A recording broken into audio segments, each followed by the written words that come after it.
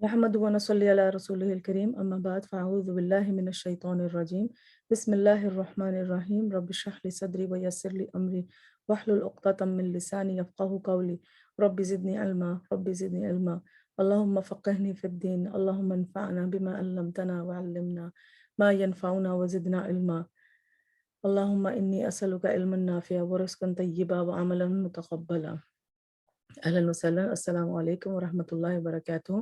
आज कुरान के मोती में हमारा 15वां लेसन है और हम पढ़ेंगे नमाज ज़ाया करने वालों का अंजाम। बिस्मिल्लाहिर्रहमानिर्रहीम। वखलफ़ मिन बअदिहिम खल्फ़ुन अज़ाउस्सलात वत्तबउश्शहवाति फसौफ़ यल्क़ौना ग़य्या। फिर इनके बाद ऐसे नालायक जानशीन इनकी जगह आए जिन्होंने नमाज को ज़ाया कर दिया और ख्वाहिश के पीछे लग गए तो वो अनकरीब गुमराही को मिलेंगे। इसका वर्ड टू वर्ड देखते हैं। सूरह मरियम की आयत है, आयत नंबर 59। वो खलफा तो पीछे आए मिन बादिहिम बाद इनके, यानी कि किनके? अच्छे जानशीनों के बाद, जो नमाज की अच्छी अदायगी करते उनके बाद आए। कौन आए? खलफ, बुरे जानशीन, खल्फुन बुरे जानशीन। अदाउ, और वो क्या करते थे? जिन्होंने ज़ाया कर दी क्या? अस्सलात, नमाज।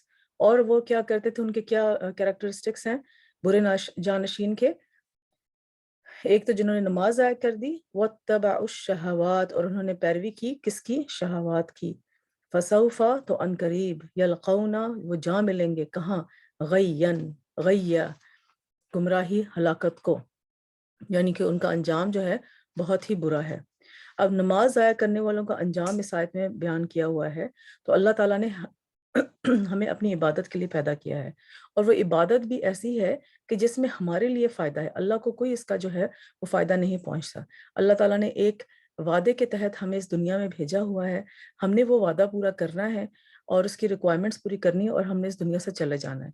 ये दुनिया सिर्फ एक ट्रांजिशन है, एक ट्रांजिट पॉइंट है। जैसे आप एक फ्लाइट लेके एक जगह से दूसरी जगह बाय एयर जाते हैं और रास्ते में आप कहीं ट्रांजिट करते हैं, तो ये दुनिया भी बिल्कुल वैसे ही ट्रांजिट है। कभी जो है ये आपका ट्रांजिट जो है ये जब हम जन्नत में जाएंगे इंशाल्लाह इंशाल्लाह, तो ये जो ट्रांजिट इन दुनिया है ये हमें सिर्फ एक पलक झपकने के, एक ब्लिंक ऑफ आई के मुतरादिफ लगेगा। तो यहाँ पर इस ब्लिंक ऑफ आई में हमारे करने के क्या काम हैं कि हम जो वादा अल्लाह ताला से करके आए कि अल्लाह हम तेरे बंदे यहाँ बन के रहेंगे, और उसकी रिक्वायरमेंट क्या है कि हमारी ईमानियात, हमारी इबादत, हमारी जो है वो अखलाकियात किस किस तरह से होने चाहिए, वो सारी कुरान में हमें बताई गई। और उसमें जो टॉप मोस्ट हमारी इबादत है शहादत के बाद, अल्लाह ताला की वहदानियत के बाद, वो है नमाज। तो नमाज आगे सूरह ज़ारियात में भी अल्लाह ताला फरमाते हैं, वमा खलक़तल जिन्न वल इंसा इल्ला लियअबुदून। मैंने जिन और इंस को महज इसलिए नहीं पैदा किया कि वो मेरी मैंने जिन और इंस को इसलिए पैदा किया कि वो मेरी इबादत करें। कि ये अल्लाह ताला ने हमारा पर्पस ऑफ लाइफ, हमारे गोल हमें दे दिया है कि हम अल्लाह ताला ने हमें क्यों पैदा किया है।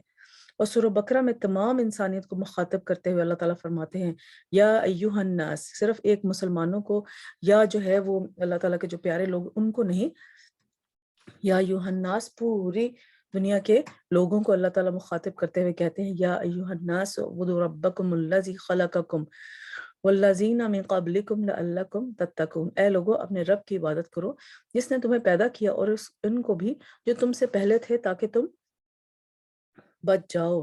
तो हमारी बचत जो है, हमारा जो है वो जो हमारी सक्सेस का दारोमदार है, वो हमारी इस इबादत पर है। इबादत का मायना होता है इंतहाई खुजू और आजिज़ी इख्तियार करना, और इस आजिज़ी को बेहतरीन मसाल और बेहतरीन इबादत नमाज है। तो नमाज इबादत की आला तरीन शक्ल है, ये फ़र्ज़ इबादत है। नमाज हमें दुनिया में बुराइयों से बचाती है और आखिरत में जहन्नम की आग से। नमाज हमारी गलतियों और कोताहियों का कफ़ारा भी बन जाती है।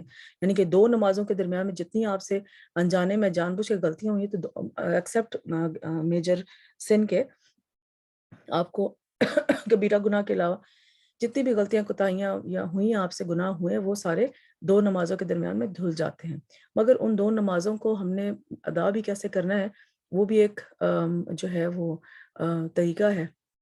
اس لیے قرآن مجید میں اور سنت رسول میں اس کی بہت تاکید آئی ہے. اس کو ادا کرنے والے کامیاب اور اس سے گریز کرنے والوں کا برا انجام اس آیت میں بتایا گیا ہے، جس کا ہم اب مطالعہ کریں گے. تو سورہ مریم کی آیت 59 ہے وَخَلَفَ مِن بَعْدِهِمْ خَلْفٌ وَخَلَفَ مِن بَعْدِهِمْ خَلْفٌ، اور پھر ان کے بعد، من بعدہم ان کے بعد، خلف یعنی کہ خلفہ جو ہے ان کے پھر ان کے بعد، یعنی کن کے بعد؟ جو لائق جانشین ہیں ان کے بعد ایسے نالائق جانشین ان کی جگہ آئے. اب خلفہ اور خلف ان کے بارے میں ہم فرق دیکھتے ہیں. خلف کہتے ہیں برے جانشین کو، اور خلافہ کہتے ہیں اچھے جانشین کو. صرف ایک حرکت کی چینج ہوا ہے اور اس کا معنی بالکل ہی چینج ہو گیا. اس لیے اس سے ایک بات یہ بھی میں سائیڈ پوائنٹ آپ کو دیتی چلوں کہ قرآن کے ایک بھی جو ہے اس کو لفظ کو ادائیگی کرنا، ان کے ڈفرنٹ طریقے سے کرنا، اس کا معنی بالکل زمین آسمان کے برابر ہو جاتا ہے، کہ بالکل چینج ہوتا ہے معنی. جیسے فار ایگزامپل سورۃ الناس میں ہے من الجنت والناس. اب اس میں ہے کہ ہمیں شر سے بچا، کن کے؟ جن اور لوگوں کے شر سے بچا. اب اگر کسی نے جنہ کے بجائے جنہ کہہ دیا، من الجنت والناس، کہ ہمیں شر سے بچا، جنت کی شر سے بچا، تو اس کا ٹوٹل ہی مطلب ڈفرینٹ ہو جاتا ہے. اس لیے تجوید سیکھنا اس معاملے میں بہت امپورٹنٹ ہے، اور لفظوں کی ادائیگی کرنا، کسی کو سنانا. اور یہ نہیں کہ آپ نے ایک دو دفعہ کسی سے استاد سے پڑھ لیا. آپ کوشش کریں کہ آپ ہر سال بعد کسی کو اپنا جو ہے وہ قرآن ضرور سنائیں، کسی استاد کو یا کسی اچھے ایسے بندے کو جس نے تجوید میں اجازہ لیا ہو، تو اس بندے کو اپنا قرآن ضرور سنائیں. بے شک تھوڑا سا سنائیں تاکہ آپ کو احساس ہو کہ آپ کی غلطیاں کتنی ہیں. یا آپ جو ہے ہر دوسرے تیسرے دن جو ہے آپ تھوڑا سا قرآن جو ہے کسی بھی قاری کے پیچھے جو کہ سکھا رہے ہوتے ہیں، مجود کہتے ہیں ان کو شاید، سوری اف ایم پروناؤنس، جو تجوید سکھانے والے قاری ہوتے جیسے قاری سوید، ہاں قاری سوید ہیں، خسری ہیں، شیخ خسری ہیں، ان کے پیچھے آپ تھوڑا بہت اپنے آپ کی اپنی کریکشن کرنے کے لیے ضرور جو ہے تھوڑا بہت ان کے پیچھے پڑھیں، یا کسی بھی اچھے مجود کو اپنا سنائیں. ٹھیک ہے. اور یہ کنٹینیوس تھرو آؤٹ پروسیس چلتا رہے آپ کی زندگی میں. یہ نہیں کہ آپ نے بچپن میں پڑھ لیا، جوانی میں پڑھ لیا، یا ایک دفعہ پڑھ لیا آپ نے کبھی بھی اور اس کے بعد آپ اس کو پاز کر دیں اور قرآن خود بھی پڑھتے رہے. مگر یہ ہے کہ آپ تھوڑا بہت کسی کو سنا دیا، جو ہے نا کسی کے پیچھے پڑھ لیا، تو وہ آپ کے لیے اچھا ہے. چلیں آتے ہیں اپنے لیسن کی طرف. خلف کا مطلب ہے برے جانشین، اور خلفہ کا مطلب ہے اچھے جانشین. اللہ نے ان انبیاء اور رسولوں کا سورہ مریم میں ذکر کیا ہے. ابراہیم علیہ السلام، موسیٰ علیہ السلام، عیسیٰ علیہ السلام اور ادریس علیہ السلام کا ذکر کرنے کے بعد اللہ نے ان کی تعریف کی، اور اس کے بعد اللہ نے اپنا یہ فرمان ذکر کیا وَخَلَفَ مِن بَعْدِهِمْ. اب خلفہ جو ہے اچھے جانشین کون ہے؟ اس آیت کے سے پہلے جو ہے وہ سارے انبیاء کا ذکر کیا ہوا ہے. وَخَلَفَ مِن بَعْدِهِمْ خَلْفٌ أَضَاعُوا الصَّلَاةَ وَاتَّبَعُوا الشَّهَوَاتِ. یعنی کچھ ایسے لوگ اور نسلیں آئیں گی جو کہ ان اچھے جانشین کے بعد برے جانشین ہوں گے. وہ برے جانشین کون ہوں گے وہ ہم دیکھتے ہیں. نیک لوگوں کے جانشین بننے والے برے لوگ کون ہوں گے؟ نیک لوگ کون ہیں؟ جن پر انعام کیا گیا تھا. ان کے ذکر کے بعد برے پیروکاروں کا ذکر آتا ہے جنہوں نے اپنی تمام نمازیں چھوڑ دیں اور نمازوں کے اوقات کو ضائع کرنے لگے. لائک ہمارے آباء و اجداد نے، ہمارے علماء نے، ہمارے انبیاء کرام نے اور صحابہ کرام تابعین نے کبھی نماز کے جو بارے میں جس طرح سے احتیاط انہوں نے کی ہے نماز کی، ان کے اوقات کی، ان کے جو ہے نماز کو پڑھنے کی اور نماز میں خوش و خضوع لانے کی، بھاگ کے دل سے نماز پڑھنے کی، نماز کی طرف بھاگ کے جانے کی. اب حضور صلی اللہ علیہ وسلم اپنے گھر والوں کے ساتھ بہت خوش اخلاقی طریقے سے جو ہے بات کر رہے ہوتے تھے، مگر جیسے ہی نماز کا وقت آتا تھا تو ایسے ہو جاتا تھا جیسے کوئی اجنبی ہے، یعنی کہ بالکل جو ہے وہ دنیا سے قطع تعلق ہو کے اپنی نماز کی طرف آتے تھے. تو جب انبیاء کرام کا ٹائم، جب حضور صلی اللہ علیہ وسلم کا ٹائم تھا، صحابہ کا ٹائم تھا، اس وقت جب حضور صلی اللہ علیہ وسلم بتاتے تھے کہ ایسے لوگ آئیں گے، ایسے مسلمان ہوں گے ہمارے بعد قیامت کے نزدیک، ایسے مسلمان ہوں گے جو کہ جن میں نماز میں خوش و خضوع نہیں ہوگا. تو وہ لوگ اتنے حیران ہوتے تھے کہ اچھا یہ کون لوگ ہوں گے جن کے نماز میں خوش و خضوع نہیں ہوگا. اور ہم لوگ اب آج کل یہ کہتے ہیں کہ وہ کیسے خوش و خضوع ہوتا تھا ان کی نماز میں جو کہ ہماری نمازوں میں نہیں ہے. ٹھیک ہے نا. تو آئیں اور دیکھتے ہیں، یا ان نمازوں کے ارکان اور واجبات چھوڑ دیے اور ایسی چیزوں کی پیروی کی جو ان کی خواہشات کے مطابق تھی، پس وہ جہنم میں شر اور گمراہی کا نام ناکامی کو پائیں گے۔ یعنی یہ نماز کو بس جو ہے فار دا سیک آف کہ چلو پڑھنی ہے پڑھ لیتے ہیں، اس طرح سے پڑھا، دل سے نماز نہیں پڑھی، نماز کے فرائض پورے کر لیے، اور جو ہے نماز میں بہت ساری اور دنیا کی 10,000 باتیں سوچتے رہے، اور اس کے بعد نماز کے ارکان اچھی طرح سے ادا نہیں کیے، رکوع نہیں صحیح سے ادا کیا، تلاوت پہ غور نہیں کیا کہ تلاوت میں کیا کہا جا رہا ہے، یا ہم جو نماز پڑھ رہے ہیں اس میں ہم کیا بات کر رہے ہیں، ٹھیک ہے نا، اور جلدی جلدی نماز پڑھی، اور نماز پڑھنے کے بعد جو اس کا دعا ہے اس کو نہیں مانگا، جو کہ ایک جو ہم نے پہلے بھی پڑھا تھا کہ دعا مانگنا نماز کے بعد جو ہے یہ بتاتا ہے کہ ہمیں واقعی اللہ تعالیٰ کی حاجت کی ضرورت ہے، ہمیں اللہ تعالیٰ کی ضرورت ہے اپنے ہر کام، مگر دعا نہ مانگنا اکڑنے کی بات، تکبر کی بات ہے۔ تو اور پھر وہ جو ہمارے سنت موقدہ ہیں، اور وہ سنت موقدہ وہ ہوتے ہیں جو حضور صلی اللہ علیہ وسلم نے ہر وقت ادا کیے، فرائض میں نہیں آتے، مگر حضور صلی اللہ علیہ وسلم چونکہ ہر وقت ادا کیے، تو ہمیں بھی چاہیے کہ ہم وہ کوشش کریں کہ ہر وقت وہ ادا کریں، تو ان کو چھوڑ دینا اور نوافل کا اہتمام نہ کرنا، تہجد کے لیے نہ اٹھنا، یہ ساری چیزیں اس میں آ جاتی ہیں کہ نماز میں جو ہم سستی کرتے ہیں اس کے بارے میں ہے۔ اب ناخلف لوگوں کی کیا صفت ہے، یعنی بعد میں آنے والے برے لوگ ہیں، ان لوگوں کی کیا صفت ہے، جیسے کہ نبی صلی اللہ علیہ وسلم نے فرمایا کہ ان کے بعد کچھ ایسے لوگ آئیں گے جو ایسی باتیں کریں گے جن پر وہ عمل نہیں کریں گے، یعنی کہ نماز کا خود تو کسی کو تو کہہ دیا نماز کا کہ خشوع خضوع سے نماز پڑھا، خود اس کی کوشش ہی نہ کی، ایٹ لیسٹ اگر آپ وہ کر نہیں رہے تو آپ اس کیٹیگری میں ضرور ہوں کہ آپ اس کی کوشش میں ضرور ہوں کہ اچھا ٹھیک ہے میں بھی کوشش کر رہی ہوں خشوع خضوع نماز میں خشوع خضوع کرنے کے لیے، وقت پہ نماز پڑھنے کے لیے، باقاعدہ پابندی سے نماز پڑھنے کے لیے، اور اس کے میننگ سمجھ کے نماز پڑھنے کے لیے میں کوشش کر رہی ہوں، تو میں اگلے کو بھی بتا رہی ہوں، مگر یہ نہیں کرنا چاہیے، منافقت کی نشانی ہے، اور ان لوگوں کے لیے عذاب ہے جو کہ دوسروں کو تو نیک عمل کرنے کا کہتے ہیں اور خود پیچھے جو ہے وہ ہاتھ باندھ کے بیٹھ رہتے ہیں، اچھا ٹھیک ہے میں نے آگے کہہ دیا، میرا جو ہے نا وہ کام پورا ہو گیا۔ ہمیں بھی وہ کرنا چاہیے جو ہم کر رہے ہوں وہی اگلے کو بتائیں، یا ایٹ لیسٹ ہم اس کی کوشش کر رہے ہوں، یا ہماری نیت میں ہو کہ ہم یہ کام کریں گے، ٹھیک ہے نا، تو وہ کام آپ کوشش کریں کہ اگلے کو بتائیں، کیونکہ اس طرح انسان کو خود بھی شرم آتی ہے نا کہ میں اگلے کو تو بتا رہا ہوں، خود میں کر نہیں رہا۔ اور وہ کون سے لوگ ہوں گے، وہ ایسے عمل کریں گے جن کا انہیں حکم نہیں دیا جائے گا، جو اپنے ہاتھ سے جہاد کرے وہ مومن ہے، جو اپنی زبان سے جہاد کرے وہ بھی مومن ہے، اور جو اپنے دل سے جہاد کرے وہ بھی مومن ہے۔ اگر یہ بھی نہ ہو تو خشخاش کے دانے کے برابر بھی ایمان نہیں رہتا، یعنی کہ اپنے دل میں بھی اگر کسی چیز کو جان کے کہنا کہ یہ ظلم نہیں ہے، فار ایگزامپل کوئی کہیں پر جو ہے وہ ظلم ہو رہا، آگے ہو کے آپ نے ہاتھ سے روکا ہے کہ یہ کام مت کرو، یہ غلط کام ہے، اس کرنے کا تمہیں جو ہے وہ گناہ ملے گا، وہ اگر کام کر سکتے ہیں تو کریں، اگر نہیں کر سکتے ہیں تو ایٹ لیسٹ اپنی زبان سے منع کریں کہ پلیز یہ کام مت کرو، یہ ظلم نہ کرو۔ اس میں یہ ہے کہ اپنی زبان سے تو ایٹ لیسٹ ہم ادا کر رہے ہیں نا، ہمارے اگر وہ دیکھیں نا، جیسے کل میں نے بہت پہلے لیکچرز میں بتایا کہ آپ کا جو یقین ہے اللہ تعالیٰ پہ یقین ہے وہ دل سے شروع ہوتا ہے، جب دل میں آپ کا یقین اور توکل اللہ پہ پورا ہوگا تبھی وہ زبان پر آئے گا، اور پھر ہمارے پورے اجزاء بھی جو ہے اس بات کی گواہی دیں گے۔ اب ہمارے کرنے کے کام کیا ہے کہ کہیں پر بھی کوئی غلط کام ہو رہا ہے اپنے ہاتھ سے اس کو روکے، اگر ہمارے میں اتنی جرت نہیں ہے اور ہمارا ایمان اتنا مضبوط نہیں ہے کہ اپنے ہاتھ سے اس کو جا کے روکے، تو ایٹ لیسٹ اپنی زبان سے روکے، اگر زبان سے نہیں روک سکتے تو پھر اپنے دل سے روکیں، اور دل سے روکنے کا جو دل میں اس کو برا جانے، اب دل میں برا جاننے کا جو ہے نا وہ یہ بہت ہی نچلے درجے کا یعنی کہ بہت ہی ویک ایمان کی نشانی ہے، بہت ہی کمزور ایمان کی نشانی ہے کہ اگر ہم صرف دل میں کہہ رہے ہیں یہ برا کر رہے ہیں، ان کو یہ نہیں کرنا چاہیے، اگر کوئی انسان دل سے بھی نہ اس کو کہے کہ یہ برا ہو رہا ہے تو خشخاش کے دانے کے برابر بھی ایمان نہیں، خشخاش کہتے ہیں پاپی سیڈز کو، تو پاپی سیڈز کے برابر بھی دل میں ایمان نہیں رہتا، تو ہم اپنا انالیسس کریں گے ہم کہاں پہ کھڑے ہیں۔ مخلف، ان چنے ہوئے لوگ یعنی کہ ان چنے ہوئے لوگ انعام یافتہ کے بعد آنے والے برے اور شریر لوگ ہوں گے، مخلف۔ دلیل ان کے شر اور فجور کی یہ ہے کیونکہ انہوں نے اس کو ترک کر دیا کہ ادا الصلاۃ کے نماز کو ضائع کریں گے، کیونکہ انہوں نے اس کو ترک کر دیا، اس کو شریعت کے مطابق ادا نہیں کرتے۔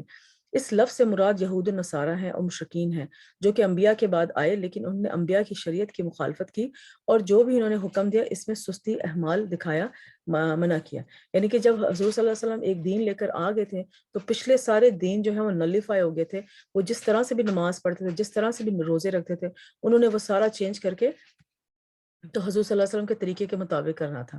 تو اس آیت میں سورہ مریم آیت 59 سے پہلے جو ذکر کیا گیا ہے وہ حضور صلی اللہ علیہ وسلم سے پہلے کے انبیاء کا ذکر کیا گیا ہے کہ ان کو اللہ تعالیٰ وارن کر رہے ہیں کہ ابھی اس ٹائم پہ تو یہ نہیں، ابھی ہم لوگ یعنی کہ جو ہماری جنریشن ہے یا جو ایسے لوگ جو کہ نماز صحیح سے نہیں ادا کرتے وہ تو نہیں آئے تھے، تو اس وقت کے لوگوں کے لیے یہ ان لوگ مشرکین اور یہودی و نصارہ کے لیے تھا جن کو اپنے آباء و اجداد کی جو ہے اپنے انبیاء کا شریعت چھوڑ کے تو حضور صلی اللہ علیہ وسلم کی شریعت پہ عمل کرنا تھا، تو وہ جو تھے انہوں نے نہیں کیا، تو یہ وہ لوگ بھی ان میں آتے ہیں۔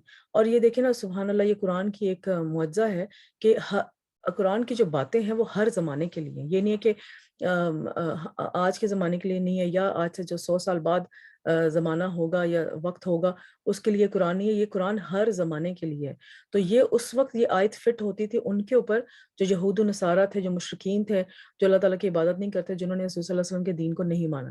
آج کل دیکھ لیں کہ جو نماز میں کوتاہی کرتا ہے یہ آیت ان کے لیے، یعنی کہ 1500 سال پہلے بھی یہ آیت اپلیکیبل تھی اور 1500 سال کے بعد بھی یہ آیت اپلیکیبل ہے، اور یہ قرآن کا ایک معجزہ ہے۔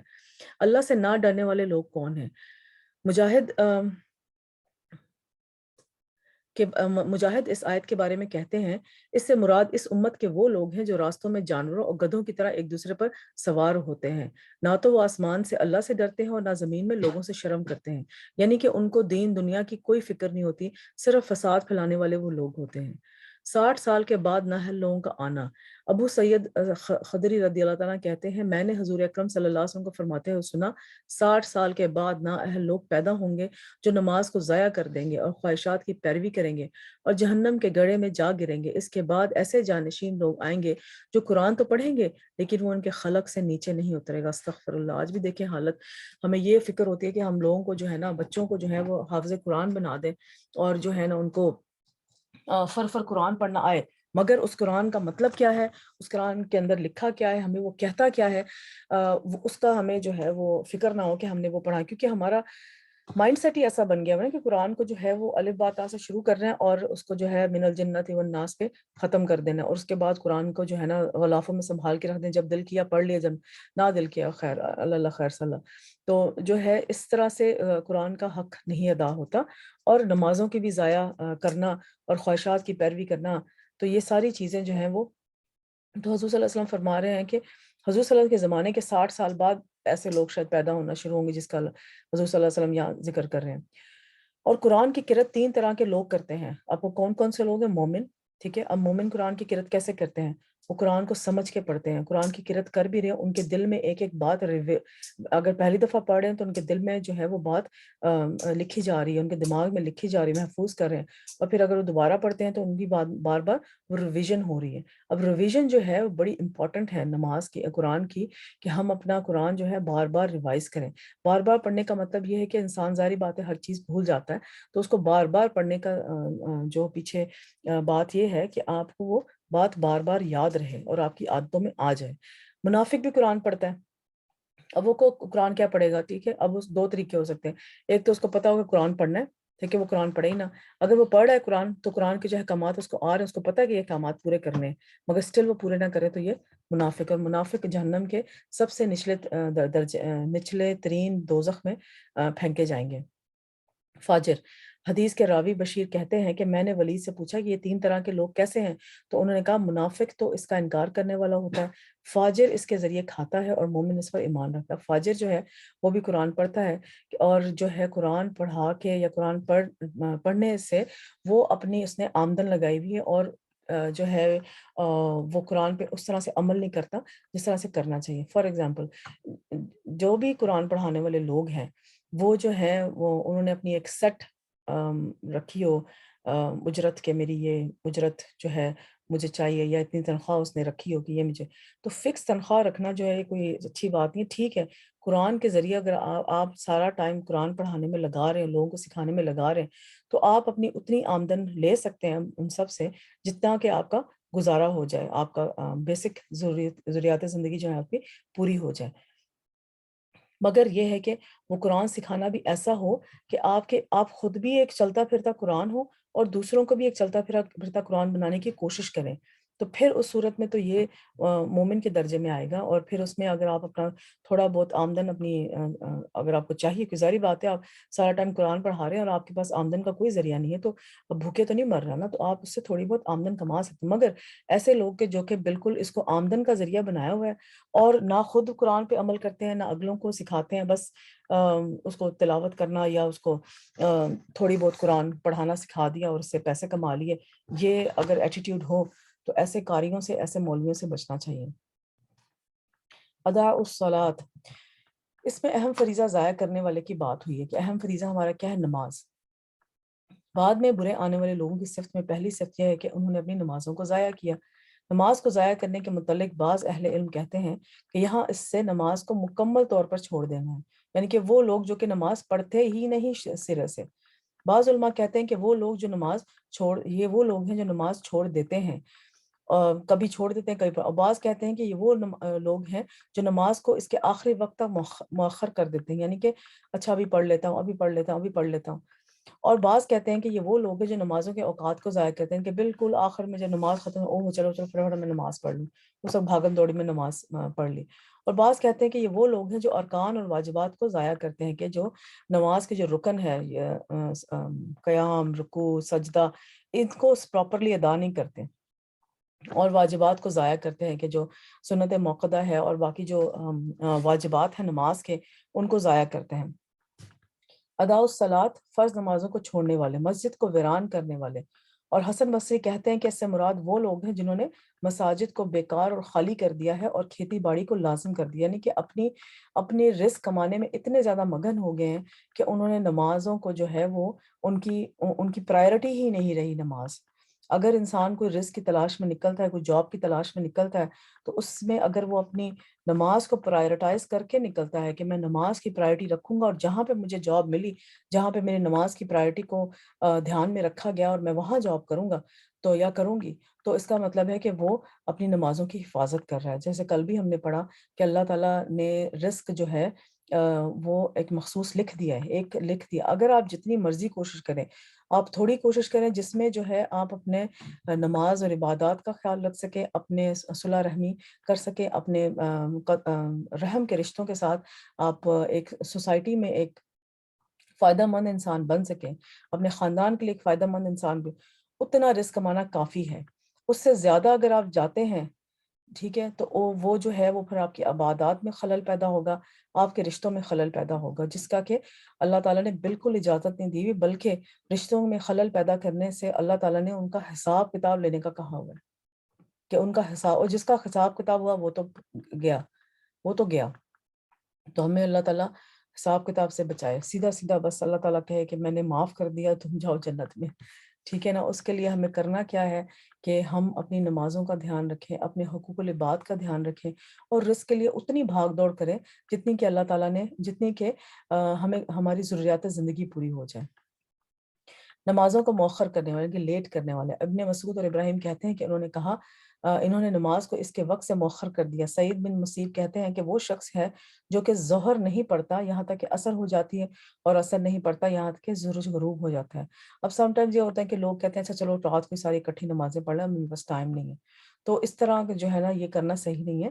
اب کوشش کریں کہ وقت پہ نماز کو، اس کی ادائیگی جو ہے وقت پہ کریں، اور جو ہے ان کو قضا کر کے ساری اکٹھی رات کو نہ ہی پڑھیں تو بہتر ہے۔ جس طرح سے نماز پڑھنے کا حکم دیا گیا، اسی طرح سے نماز کو ادا کرنا چاہیے۔ نماز کو لیٹ کرنا ہی نماز کو ضائع کرنا ہے، یعنی کہ اب ہم مختلف طریقے پڑھے ہیں کہ نماز کو ضائع کرنے کا مطلب کیا ہے۔ تو کچھ علماء کہہ رہے ہیں نماز کو ضائع کرنا کہ ٹوٹلی چھوڑ دینا، کچھ کہہ رہے ہیں کہ پارشلی چھوڑ دینا، کچھ کہہ رہے ہیں کہ اس کے رکن نہیں صحیح ادا کرنے، اس کو لیٹ کر کے پڑھیں، آخری وقت میں پڑھیں، ساری نمازیں اکٹھی کر کے پڑھیں، تو ساری جو ہے یہ چیزیں نماز کو ضائع کرنے کی کیٹیگری میں آتے ہیں۔ لوگوں نے ابن مسعود سے پوچھا کہ نماز کو ضائع کرنے کا کیا مطلب ہے، تو انہوں نے کہا اس سے مراد نماز کو اتنی دیر سے پڑھنا ہے کہ اس کا وقت ہی نکل جائے۔ تو یعنی کہ جیسے عصر کی نماز کا ٹائم ہے تو کوشش کریں جلدی پڑھ لیں، بار بار ونڈو سے باہر دیکھ رہے ہیں اچھا سورج ابھی ہے، نظر آ رہا ہے، نظر آ رہا ہے، نظر آ رہا ہے، اور جب وہ بالکل ہی تھوڑا سا نظر اچھا چلو اب نماز پڑھ لیتے ہیں یعنی کہ باقاعدہ پلاننگ کے ساتھ نماز کو لیٹ کرنا۔ تو ان لوگوں نے کہا کہ ہم یہ سمجھتے تھے کہ نماز کو چھوڑ دینا اسے ترک کرنا ہے، تو انہوں نے کہا اگر وہ نماز کو چھوڑ دیتے تو وہ کافر ہو جاتے۔ اب کچھ علماء کے نزدیک نماز کو چھوڑ ہی دینا، جان بوجھ کے نماز کو چھوڑ دینا، وہ انسان کافر ہو جاتا ہے۔ تو اللہ تعالیٰ ہمیں سے بچائے۔ نماز کی طرف سستی سے آنا اور دکھاوے کی نماز پڑھنا، اللہ کو کم ہی یاد کرنا۔ سورۃ النساء 142 میں ہے، بے شک منافق لوگ اللہ سے دھوکہ بازی کر رہے ہیں، حالانکہ وہ انہیں دھوکہ دینے والا ہے، اور جب وہ نماز کے لیے کھڑے ہوتے ہیں تو سست ہو کر کھڑے ہوتے ہیں، لوگوں کو دکھاوے کرتے ہیں اور اللہ کو یاد نہیں کرتے مگر بہت کم۔ یعنی کہ نماز پڑھ رہے ہیں، جب کوئی نظر آئے کہ کوئی پتہ لگ گیا کہ کوئی آ گیا کمرے میں، تو نماز اس طرح سے پڑھنا شروع کر دینا کہ بس ہم سے تو بیسٹ نماز کوئی پڑھ ہی نہیں سکتا، یعنی کہ لوگوں کو دکھاوے کے لیے نماز پڑھنا۔ ایسی نماز جو ہے وہ منافقت کی نشانی ہے، اللہ تعالیٰ نے یہاں پہ سورہ النساء میں بتا دیا۔ نماز لیٹ کرنا نفاق کی علامت ہے۔ ایک اور منافقت کی علامت کیا ہے کہ نماز کو لیٹ کر کے پڑھنا۔ یہ تو منافق کی نماز ہے کہ سورج کو بیٹھے دیکھ رہتا ہے، جب وہ شیطان کے دونوں سینگوں کے درمیان میں ہوتا ہے تو کھڑا ہو کر 4 ٹھونگے مارنے لگ جاتا ہے، اس میں اللہ کا ذکر نہیں کرتا مگر بہت تھوڑا۔ صحیح مسلم کی حدیث ہے جو پہلے میں نے بات کا ذکر کیا۔ نماز کو بھاری ہونا، حضور صلی اللہ علیہ وسلم نے فرمایا بے شک منافقوں پر سب سے زیادہ بھاری عشاء اور فجر کی نماز ہے۔ ٹھیک ہے، اب عشاء کی نماز کیوں بھاری، ہم پہ بھاری کیوں ہوتی ہے؟ سارا دن ہم اپنے آپ کو اتنی بری طرح سے تھکا لیتے ہیں کہ رات کو جب عشاء کے ٹائم پہ ہم نے نماز پڑھنے کا جو کرتے ہیں تو اتنے تھک چکے ہوتے ہیں کہ اس وقت جو ہے وہ ہمیں ظاہری باتیں بھاری لگنی ہے۔ تو وہی بات آ گئی کہ اپنی لائف کو بیلنس اس طرح سے کریں کہ رات کا ٹائم جب آئے تو نماز عشاء کا ٹائم جب آئے تو اس میں جو ہے ہمیں نماز عشاء بھی ہم اسی طرح سے پڑھیں جس طرح ہم باقی نمازیں خوش ہو کے پڑھتے ہیں۔ اور فجر کی نماز، اب رات کو بیٹھ کے جو ہے وہ باقی سارے کام کرتے رہیں گے مگر یہ ہے کہ رات کو سونے کی جلدی تیاری نہیں کریں گے تاکہ صبح فجر کی نماز ضائع نہ ہو جائے۔ پھر بھی اگر انسان سے پھر بھی اگر ضائع ہو جاتی ہے رات کی نا، تو پھر اس میں جو ہے وہ اللہ تعالیٰ اس میں ضرور برکت ڈالے گا اور اس کو جو ہے اللہ تعالیٰ ضرور صحیح کرنے کی کوشش کرے گا، مگر آپ اپنی طرف سے بھی تو کوشش کریں نا کہ رات کو جلدی سونا اور رات کو جو ہے وہ ٹائم پر سونا۔ اور پھر وہی بات آ گئی، اپنے آپ کو اتنا نہ تھکائیں کہ اتنی گہری نیند سو جائیں کہ فجر کی نماز کی پتہ ہی نہ ہو کہ فجر کی نماز بھی پڑھنی ہے یا فجر کی نماز کے ٹائم پہ آنکھ ہی نہ کھلے۔ تو یہ ساری باتیں جو ہیں وہ نماز کو ضائع کرنے کا سبب بنتی ہیں۔ تندرست ہونے کے باوجود نماز کی طرف نہ آنا۔ سید بن مسیب رحمۃ اللہ کہتے ہیں کہ وہ لوگ حی علی الصلاح حی علی الفلاح کے الفاظ سنتے ہیں اور تندرست اور صحیح سالم ہونے کے باوجود نماز پڑھنے نہیں آتے، یعنی کہ ہمیں بار بار کہا جا رہا ہوتا ہے کہ صلاح کی طرف آؤ، اپنی فلاح کی طرف آؤ، اپنی سکسیس کی طرف آؤ۔ تو سکسیس ہماری نماز ہے، سننے کے باوجود ہٹے کٹے بیٹھے ہوں گے مگر نماز پڑھنے کے لیے نہیں آئیں گے۔ حضور صلی اللہ علیہ وسلم اپنے آخری ایام میں بھی اپنے صحابہ کے 2 کندھوں کے اوپر سوار ہو کے نماز کے لیے جاتے تھے کہ وہ نماز پڑھنے جاؤں گا جماعت کی۔ عمدگی سے نماز نہ پڑھنا۔ ابو ہریرہ رضی اللہ تعالیٰ سے روایت ہے، کہتے ہیں کہ اللہ تعالیٰ نے ایک دن ہمیں نماز پڑھائی، حضور صلی اللہ علیہ وسلم نے ایک دن ہمیں نماز پڑھائی، پھر مڑے اور فرمایا اے فلاں تم نے اپنی نماز اچھی طرح ادا کیوں نہیں کی؟ کیا نمازی کو دکھائی نہیں دیتا جب وہ نماز پڑھتا ہے کہ اس نے کس طرح نماز ادا کی؟ حالانکہ وہ اپنے ہی لیے نماز ادا کر رہا ہوتا ہے، یعنی کہ اپنے لیے ہی کام کر رہے ہیں اور وہ جو ہے اتنے بے دلی سے اور اتنے برے طریقے سے ہم وہ کام کریں گے۔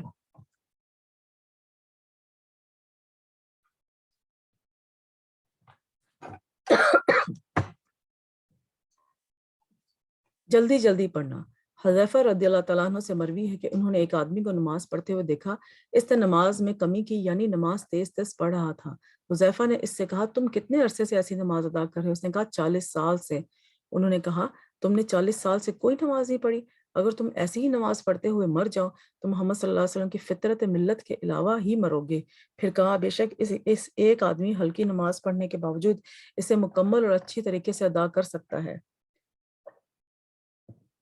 اطمینان سے نماز کے ارکان ادا نہ کرنا، کہ جلدی جلدی رکوع کرنا، ابھی رکوع ختم نہیں ہوا اور جلدی جلدی سجدے کرنا اور جلدی جلدی جو ہے وہ عطیات پڑھ کے جو ہے وہ ختم کر دینا۔ اب بچے بھی جو ہے نا وہ اس طرح کی حرکتیں بڑی کرتے ہیں، 5 سیکنڈ میں جو ہے وہ عطیات پڑھ لی، 5 سیکنڈ میں جو ہے سو فاتحہ پڑھ لی۔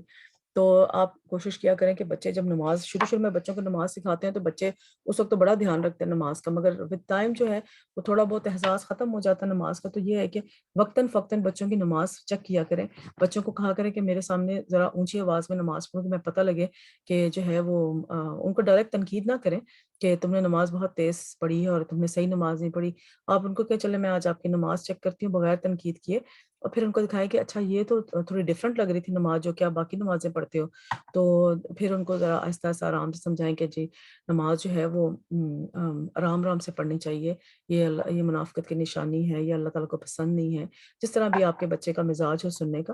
کچھ بچے جو ہیں وہ سینسٹیو ہوتے ہیں، اتنی آسانی سے تنقید کو نہیں سنتے، تو بڑے احتیاط سے ان کو بات سمجھانی چاہیے۔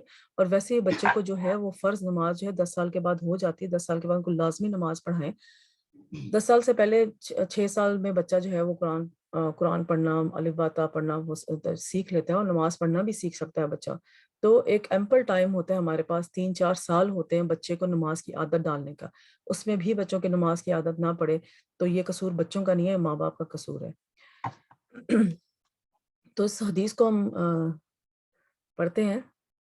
ابو ہریرہ رضی اللہ تعالیٰ عنہ روایت کرتے ہیں کہ رسول صلی اللہ علیہ وسلم ایک مرتبہ مسجد تشریف لے گئے، اسی وقت ایک شخص آیا، اس نے نماز پڑھی، اس کے بعد نبی صلی اللہ علیہ وسلم کو سلام کیا، آپ نے سلام کا جواب دیا، فرمایا کہ واپس جاؤ نماز پڑھو کیونکہ تم نے نماز نہیں پڑھی۔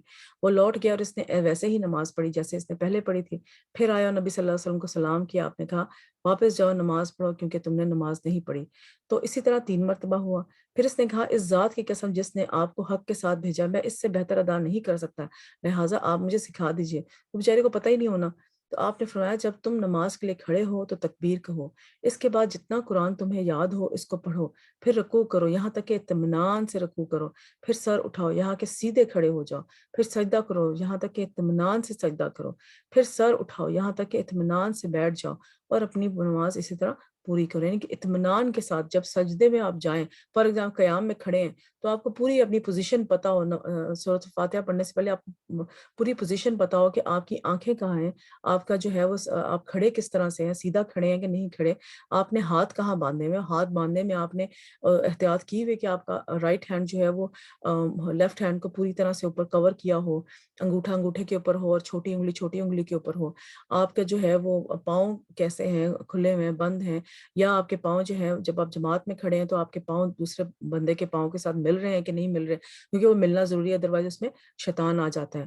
اس کے بعد اپنی پوزیشن بالکل پرفیکٹ کرنے کے بعد اللہ اکبر کہیں، اور پھر جو ہے اپنا آہستہ آہستہ آرام آرام سے اس کو سورۃ فاتحہ اور ساری نماز کو پڑھیں، اور کوشش کریں اس کے غور پہ مطلب کریں، کیونکہ سورۃ فاتحہ جو ہے اس کے ہر آیت کے بعد اللہ تعالیٰ جواب دیتے ہیں، تو تھوڑا سا 2-3 سیکنڈ کا پاز کریں ہر آیت کے بعد کہ اللہ تعالیٰ کا جواب آ رہا ہوگا اس میں، اور پھر اس طرح سے وہ کریں۔ پھر رکوع میں جاتے ہیں پوری پہلے پوزیشن بنائیں رکوع کی کہ گھٹنوں پہ آپ کے ہاتھ ہوں، آپ کی بیک جو ہے بالکل اسٹریٹ ہو، جتنی بھی آپ کوشش کریں اسٹریٹ کر سکتے ہو بیک اتنی اسٹریٹ کریں بیک، اور پھر جو ہے پھر اپنے الفاظ ادا کریں اور ان پہ غور کریں کہ میں کیا الفاظ ادا کر رہی ہوں، پھر آرام سے کھڑی ہوں، کھڑی پوری ہونے کے بعد جو ہے وہ سجدے میں جائیں، سجدے کی پوری پوزیشن بتائیں کہ آپ کے 7 حصے جو ہیں جوڑوں کے، 7 بونز، 7 بونز، 7 ہڈیاں جو ہیں وہ آپ کی زمین پہ لگ رہی ہیں کہ نہیں لگ رہی۔ پیچھے پیروں کی پوزیشن کیا ہے، پیروں کی پوزیشن جو ہے یوزلی جو انگلیاں جو ہے وہ مڑی ہونی چاہیے، یعنی کہ انگلیاں فیسنگ فارورڈ ٹورڈز قبلہ، اور جو آپ کے پیچھے ہیلز ہیں وہ آپس میں جڑی ہونی چاہیے، یعنی کہ ایک ٹرائنگل بنا ہونا چاہیے پیچھے، اور پھر آپ کے جو ہے وہ کوشش کریں اونچا سجدہ کریں، یا جو حنفی ہے وہ ذرا نیچا سجدہ کرتے ہیں، اور ہاتھوں کو جو ہے وہ کونیاں تھوڑی سی اٹھا کے رکھیں زمین سے، ایسا نہ لگے کہ کوئی یعنی کہ کتے کی پوزیشن میں نہیں ہونا چاہیے۔ تو اس طرح سے پھر پوری اپنی پوزیشن بنانے کے بعد پھر آپ وہ الفاظ ادا کریں، پھر اٹھ کے آرام سے بیٹھیں۔ بچے کیا کرتے ہیں اکثر لوگوں کو ہم نے دیکھا ہے کہ وہ سجدہ کر کے پوری طرح سیدھے ہو کے بیٹھتے نہیں، پھر دوسرا سجدہ شروع کر دیتے کہ بس ہم نے اللہ اکبر تو کہہ دیا۔ تو یہ اطمینان سے نماز پڑھنے کا جو ہے وہ خود بھی کوشش کریں کہ اپنی وقتاً فوقتاً اپنی نمازیں ٹھیک کرتے رہیں، کیونکہ ایک ہی چیز کو روٹین میں پڑھتے پڑھتے نا وہ پھر کچھ کوتاہیاں آ جاتی ہیں جو ہمیں پتہ نہیں لگتی، پھر یہ ہے کہ دوبارہ سے کوئی لیکچر سن لیا، کوئی ویڈیو دیکھ لیا ایسی، یا کسی کو کہا کہ میری نماز چیک کرو میں کیسے کر پڑھوں۔ بچوں کے ساتھ آپ گیم کے طور پہ کر سکتے ہیں کہ میری نماز چیک کرو میں کیسے پڑھ رہی ہوں، تو جو ہے وہ آپ اس طرح سے اپنا بار بار محاسبہ کرتے رہیں۔ رکوع اور سجود میں کمر سیدھی نہ کرنا، حضور صلی اللہ علیہ وسلم نے فرمایا وہ نماز کافی نہ ہوگی جس میں آدمی اپنی پشت کو رکوع اور سجود میں سیدھا نہ کرے۔ شافعی اور احمد اور اسحاق کہتے ہیں کہ اپنے رکوع اور سجدے میں اپنی پشت سیدھی نہیں رکھتا تو اس کی نماز فاسد ہو جاتی ہے، ٹھیک ہے۔ 6 سال الامام ابن قیم رحمۃ اللہ نے کہا نماز میں یہ 6 صفات منافقت کی علامت ہے۔ نماز کی طرف جاتے وقت سستی کا مظاہرہ کرنا، نماز کو ادا کرتے ہوئے لوگوں کے لیے دکھلاوا کرنا، اس کی ادائیگی میں تاخیر کرنا اور جلدی جلدی ٹھونگے مارنا اور اس میں اللہ کا ذکر کم کرنا، با جماعت نماز پڑھنے سے پیچھے رہنا، یہ ساری منافقت کے نشانی ہیں۔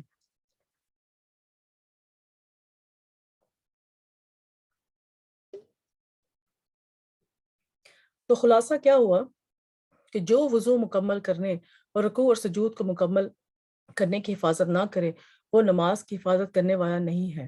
تو جو نماز کی حفاظت نہیں کرتا گویا وہ اسے ضائع کر دیتا ہے، اور جو نماز کو ضائع کر دیتا ہے تو وہ باقی تمام شرعی احکام کو بھی ضائع کرنے والا ہوتا ہے۔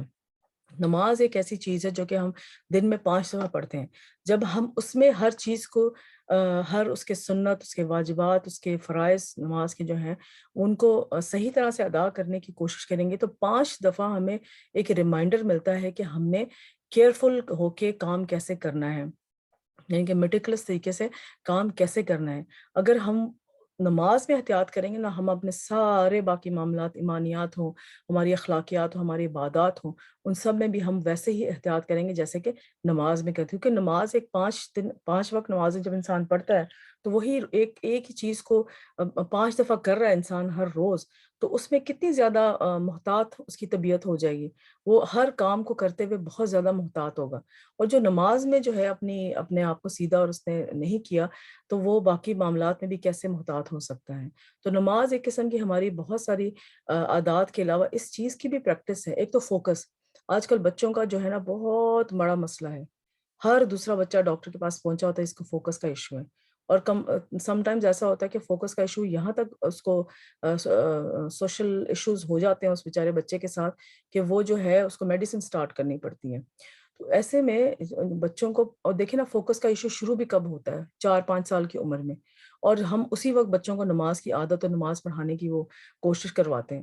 تو نماز ایک بہترین میڈیسن ہے، ایک بہترین طریقہ ہے کہ بچہ فوکس نہیں کر رہا، جس کو فوکس ایشو ہے، اور اب تو ہر دوسرے بچے کو فوکس ایشو ہے، بچوں کو کیا بڑوں کو بھی فوکس ایشو ہے۔ تو جو نماز میں فوکس کرنا سیکھ لیا نا جس نے، اور 5 دفعہ دن میں کھڑا ہو کے وہ فوکس کر رہا ہے ایک چیز کو، تو ڈیفینیٹلی اس کو فوکس کا ایشو رہے گا ہی نہیں۔ تو اگر بچوں کو فوکس کا کہیں ایشو ہے، ان کو نماز میں اچھی طرح خشوع و خضوع سے نماز پڑھانے کی کوشش کریں، اور کوشش کریں بچوں کو آبزرو کیا کریں۔ کچھ بچوں کو بہت زیادہ نماز میں ہلنے کی عادت ہوتی ہے، تو ان کو جو ہے ان کے کندھے پہ ہاتھ رکھ کے کہ یہاں پہ ہلو مت، یا ان کو دیکھیں کہ یہاں پر جو ہے وہ نظریں ادھر ادھر مت کرو، نظریں سیدھی رکھو۔ اور یہ ہے کہ بار بار بچوں کو بالکل بہت ہی مائکرو مینج نہ کریں، یعنی کہ آپ ہر دوسرے تیسرے دن بعد اس بچے کو دیکھیں کہ وہ نماز کس طرح سے پڑھا، کوشش کریں اس کو نماز ایسی جگہ پڑھائیں جہاں پہ خاموشی تو ہو مگر آپ ان کو آبزرو کر سکتے ہوں، ٹھیک ہے نا، یا اپنے ساتھ نماز پڑھائیں جس طرح بھی آپ کو مناسب لگتا ہے۔ اور جیسا کہ جو شخص نماز کی حفاظت کرتا ہے تو اللہ اس کے دین کی حفاظت کرتا ہے، اور جو نماز نہیں پڑھتا اس کا کوئی دین نہیں، استغفر اللہ۔ اور ان لوگوں کی کیا بتائی ہوئی تھی صفت کہ جو نالائق جانشین ہے، ایک تو وہ نمازوں کو ضائع کرنے ہے، اور دوسرا وہ خواہش پرستی، سیلف، یعنی کہ وہ اپنے بہت زیادہ ڈیزائرز کو لو کرتے ہیں، ڈیزائرز کو پسند کرتے ہیں۔ نماز کو ضائع کرنے کا سب سے اہم سبب نماز میں سستی کرنے کے لیے، اب یہ دو چیزوں کو ملایا کیوں ہے کہ نماز جو ہم ضائع کرتے ہیں کسی بھی طریقے، جتنے بھی طریقے ہم نے اوپر پڑھے ہیں، اس کو ضائع کرنے کے پیچھے کچھ نہ کچھ تو ہوگا نا، وہ ضائع وہ کیا چیز ہے، وہ خواہش پرستی ہے۔ وہ ٹی وی میں یہ پروگرام آ رہا ہے، یہ دیکھ لوں پھر پڑھ لوں گی نماز، او اچھا فون آیا ہوا ہے بات کر لوں پھر پڑھ لوں گی، یعنی کہ اپنی خواہشات اور اپنی جو دنیاوی کام ہے ان کو پرائرٹائز کرنا، نماز کو نہ پرائرٹائز کرنا۔ تو نماز میں سستی کرنے کے سب سے اہم اور بڑے اسباب میں سب سے بڑا اور اہم سبب خواہش کی پیروی کرنا ہے، اور اس لیے اللہ تبارک تعالیٰ نے نمازوں کے ضائع کرنے کو خواہش کی پیروی کے ساتھ ملا کر بیان کیا ہے، بڑی اچھی حقیقت ہے۔ علی رضی اللہ تعالیٰ عنہ سے اللہ تعالیٰ کے اس قول کے بارے میں مروی ہے کہ خواہشات کی پیروی کرنے والے سے وہ لوگ مراد ہیں جو مضبوط محل بناتے ہیں اور قابل توجہ گاڑیوں پر سوار ہوتے ہیں، اور وہ مشہور لباس پہنتے ہیں، یعنی کہ اچھا گھر، اچھی گاڑیاں اور اچھے لباس، یہ 3 چیزیں جو ہے وہ انسان کو اتنی زیادہ خواہش پرستی میں ڈبو دیتی ہے کہ ان کو نماز کی خواہش نہیں رہتی۔ اچھا گھر ہر کسی کی خواہش ہوتی ہے، گاڑیاں رکھنا اچھی، ہر کسی کو مشہور لباس پہننا ہر کسی کی خواہش ہوتی ہے، مگر آپ کریں وہ سارے کام، مگر اس حد تک نہ کریں کہ آپ کی نمازیں ضائع ہو رہی ہیں۔ ٹھیک ہے نا, وہی بات آ گئی کہ رزق اتنا حاصل کریں کہ جس میں آپ کی عبادات جو ہیں وہ خراب نہ ہوں. اب رزق انسان اسی لیے حاصل کرتا ہے نا, اپنی بنیادی ضروریات پوری کرنے کے لیے. اب گھر, کپڑا, جو ہے گاڑیاں, یہ چیزیں پوری کرنے کے لیے کرتا ہے. اب ایک رزق انسان نے اتنا کمایا کہ چلو ٹھیک ہے ایک گاڑی رکھ لی اچھی سی, تو اس کے بعد اب اور جو ہے اس میں رزق ایکسٹرا آورز لگا رہے, نہیں ایک اور گاڑی ہونی چاہیے, ایک چھوٹی گاڑی ہونی چاہیے, ایک بڑی گاڑی ہونی چاہیے. تو یہ پھر آپ کا جو ہے نا وہ وقت ضائع کرے گا, جس میں آپ کے عبادات میں خلل پیدا ہوگا. خواہشات کا معنی کیا ہے کہ ان چیزوں کے متعلق اظہار خیال ہے جو انسان کے موافق ہو, انسان ان کو چاہتا ہو اور اس کے ساتھ موافقت رکھتا ہو اور ان سے بچتا نہ ہو. اور صحیح حدیث میں ہے کہ جنت ناپسندیدہ چیزوں کے ساتھ گھری ہوئی ہے اور جہنم خواہشات کے ساتھ گھری ہوئی. یعنی کہ جتنا آپ اپنے آپ کو ایکسٹرا لگژری سے بچائیں گے اتنا ہی آپ اپنی عبادات پہ دھیان رکھ سکیں گے, اور جنت جو ہے وہ جنت میں جانے کا ذریعہ بنے گا. یعنی کہ ناپسندیدہ چیز کیا ہے؟ کم سونا, کسی کو کم سونا پسند نہیں ہوتا, اور کسی کو پھر بھی وہ کم سو کر اس چیز کو, ناپسندیدہ چیز کے اوپر حاوی ہو کر اپنی تہجد کے لیے اٹھتا ہے. کچھ لوگوں کو جو ہے وہ زیادہ کھانا پسند ہوتا ہے, مگر وہ جان بوجھ کے کم کھاتا ہے کہ جو ہے وہ میں کھڑے ہو کے پراپرلی نماز نہیں پڑھ سکوں گا, نماز کے فرائض اچھی طرح سے ادا نہیں کر سکوں گا, پیٹ اتنا زیادہ پھولا ہوگا, بھرا ہوگا. کچھ لوگوں کو جو ہے وہ فار ایگزامپل گھر کو بار بار سجانے کا بہت شوق ہوتا ہے, ہر سال 2 سال کے بعد اپنے گھر کی ڈیکور چینج کریں. اب اس میں بھی کتنا ٹائم ضائع ہوگا نا, تو اس کے لیے پھر ظاہر بات ہے ٹائم ضائع ہوگا. پھر اس میں جو ہے انسان اپنا پیسے بھی زیادہ کمائے گا کہ میں نے جو 2 سال کے بعد گھر کی ڈیکور چینج کرنی ہے. تو اب اس کو چھوڑ کے ایک ہی ڈیکور کو اگلے 20-25 سال جب تک کہ وہ ٹوٹ یا خراب نہیں ہو جاتی اس کو رکھنا, تو یہ جو ہے یہ آپ کے لیے ناپسندیدہ کام ہے, مگر آپ اس لیے کرتے ہیں کہ آپ جو ہے عبادات پہ خاص دھیان رکھ سکیں اور جنت میں جا کے انشاءاللہ اپنی ساری خواہشیں پوری کریں. تو یہ جو ہے خواہشات کو اس طرح سے انسان کو دبانا چاہیے, اور جو نہیں دباتا اور خواہشات پہ خواہشات اپنی پوری کرتا جاتا ہے تو آخر میں جا گرے گا جہنم میں. جہنم کو خواہشات سے ڈھانپ دیا گیا ہے. ابو ہریرہ رضی اللہ تعالیٰ سے روایت ہے, اور کہتے ہیں کہ حضور صلی اللہ علیہ وسلم نے فرمایا جب اللہ عز و جل نے جنت کو پیدا کیا تو جبرائیل علیہ السلام سے کہا کہ جا کر اسے دیکھ آؤ. چنانچہ جبرائیل علیہ السلام گئے اور دیکھا, واپس آ کر عرض کیا یا رب و عزت, اے میرے رب آپ کی عزت کی قسم, اس کے متعلق جو بھی سنے گا وہ اس میں داخل ہونا چاہے گا. پھر اللہ کے حکم سے جنت کو ناپسندیدہ چیزوں کے ساتھ ڈھانپ دیا. پھر اللہ نے فرمایا اب جا کر اسے دیکھ کے آؤ. چنانچہ وہ دوبارہ گیا اور اسے دیکھا تو کہا یا رب و عزتک, اے میرے رب آپ کی عزت کی قسم مجھے اندیشہ ہے کہ اب اس میں کوئی داخل ہی نہیں ہو سکے گا. یعنی کہ جنت میں دیکھیں نا, آپ کے لیے کوئی بھی زندگی کوئی بھی چیز آپ کے نظر کے سامنے کوئی بھی چیز پڑی ہوئی ہے, یا آپ اپنے دماغ میں کوئی بھی چیز سوچیں, آپ کو کچھ بھی فری نہیں ملے گا. ٹھیک ہے, آپ کچھ بھی آپ کو فری نہیں ملے گا. تو جنت آپ کو فری مل جائے گی, اس کے لیے کوشش کیے بغیر ہی وہ آپ کو جنت مل جائے گی. اور اس دنیا میں آئی ہم جنت کمانے کے لیے, اصل کوشش ہی ہماری اس دنیا میں جنت کمانے کی ہونی چاہیے.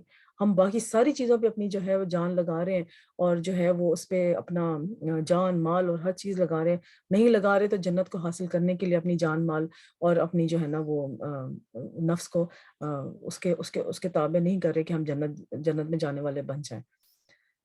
تو اسی طرح اللہ نے جب آگ کو پیدا کیا تو جبرائیل علیہ السلام نے فرمایا کہ اے جبرائیل جا کر جہنم کو دیکھو. جب وہ وہاں پہنچے اور دیکھ کر واپس آ کر کہنے لگے یا ربی و عزتک, اے میرے رب آپ کی عزت کی قسم کوئی بھی شخص اس کے متعلق سنے گا اس میں داخل نہیں ہونا چاہے گا. اللہ کے حکم پر اس سے خواہش سے ڈھانپ دیا گیا. پھر اللہ نے فرمایا اے جبرائیل اب جا کر اسے دیکھ کر آؤ. چنانچہ وہ گئے اور اسے دیکھا اور کہا یا ربی و عزتک, اے میرے رب آپ کی عزت کی قسم مجھے تو اندیشہ ہے کہ اب کوئی آدمی اس میں داخل ہونے سے بچ نہیں سکے گا. یعنی کہ جس نے جو خواہشات کے پیچھے بھاگا اس کی بس انجام جو ہے جنت ہی جہنم ہے, اور جس نے اپنے آپ کو بلا وجہ کے خواہشات سے بچا لیا اس کا انجام جو ہے وہ جنت ہے انشاءاللہ. اب دیکھیں نا, انسان کا سونے کو دل کرتا ہے کہ اچھا میں سو لوں, میں آرام کروں, میں سوشل میڈیا پہ چٹ چیٹ کروں, مگر جو ہے نہیں بیٹھ کے میں نے جو ہے وہ ان سب کو چھوڑ کے انسان جو ہے وہ اللہ تعالیٰ کے کلام کی طرف آتا ہے, اللہ تعالیٰ کے دین کی بات کو سمجھنے کی کوشش کرتا ہے. تھوڑا سا مشکل ہوتا ہے اپنی روٹین سے ہٹ کے آنا, مگر وہ ہٹ کے آنا اپنی ناپسندیدہ جو اپنی ایک پسندیدہ لائف کو, اپنی لگژری لائف کو چھوڑ کے بیٹھ کے ایک جگہ بیٹھ کے تو اللہ کے بات کو سننا, تھوڑا ڈیفیکلٹ ہوتا ہے انسان کے لیے، مگر الٹیمیٹلی اس کا ملتا کیا ہے؟ اس کا ملتا جنت ملتی ہے اس کی. مگر یہی ہم چھوڑ کے بیٹھ جائیں، اچھا نہیں ٹھیک ہے میں نے فلانا کام کرنا ہے، فلانا کام کرنا ہے، پھر سن لوں گی، کبھی ہوئے گا تو سن لیں گے. نہیں، آپ جو ہے کوشش کریں کہ جو اللہ تعالیٰ نے ٹائم دیا ہے اپنی کچھ خواہشات کو آپ دبا کر، ٹھیک ہے، اور اللہ تعالیٰ کے کلام کی طرف آئیں، تو جو ہے وہ اللہ تعالیٰ سے بہت زیادہ آپ کے باقی کاموں میں بہت زیادہ برکت ڈالیں گے. جیسے کچن کے کام ہوتے ہیں، اکثر خواتین ہوتی ہیں 4-4 5-5 گھنٹے کچن میں لگا دیتی ہیں، اور صفائی کے ساتھ وہ سارا. اگر آپ اللہ کا کلام کی طرف آئیں گی اور اس کو کرنے کی کوشش کریں گی تو اللہ وہی 5 گھنٹے کا کام آپ سے 1 گھنٹے میں کرا لے گا، اور آپ کر کے تو دیکھیں ہو جائے گا. مگر یہ ہے کہ آپ اپنی زندگی میں پرائرٹائز جو ہے وہ اللہ تعالیٰ کے کلام کو کریں، اللہ تعالیٰ کی بات کو کریں، اللہ تعالیٰ کی بات سکھانے اور سیکھنے کے لیے اپنا وہ ٹائم رکھیں. جو ٹائم بچے گا تو جو ہے ہم باقی کام دنیا کے کر لیں گے. مگر ہمارا مقصد، ہمارا کام یہ ہوتا ہے کہ ساری دنیا کے کام کرنے کے بعد جو ٹائم بچے گا تو پھر ہم قرآن بھی پڑھ لیں گے. اور قرآن کو ہم سب سے زیادہ پیچھے رکھتے ہیں کہ اچھا وہ ہو جائے گا، رات کو سونے سے پہلے پڑھ لیں گے. رات آتی ہے تو پتہ لگتا ہے کہ عشاء کی نماز مشکل سے پڑھی جا رہی ہے اور اتنے تھک گئے ہیں کہ کچھ بھی پڑھنے کی ہمت نہیں ہے، اور سو گئے، اچھا چلو اب کل کریں گے.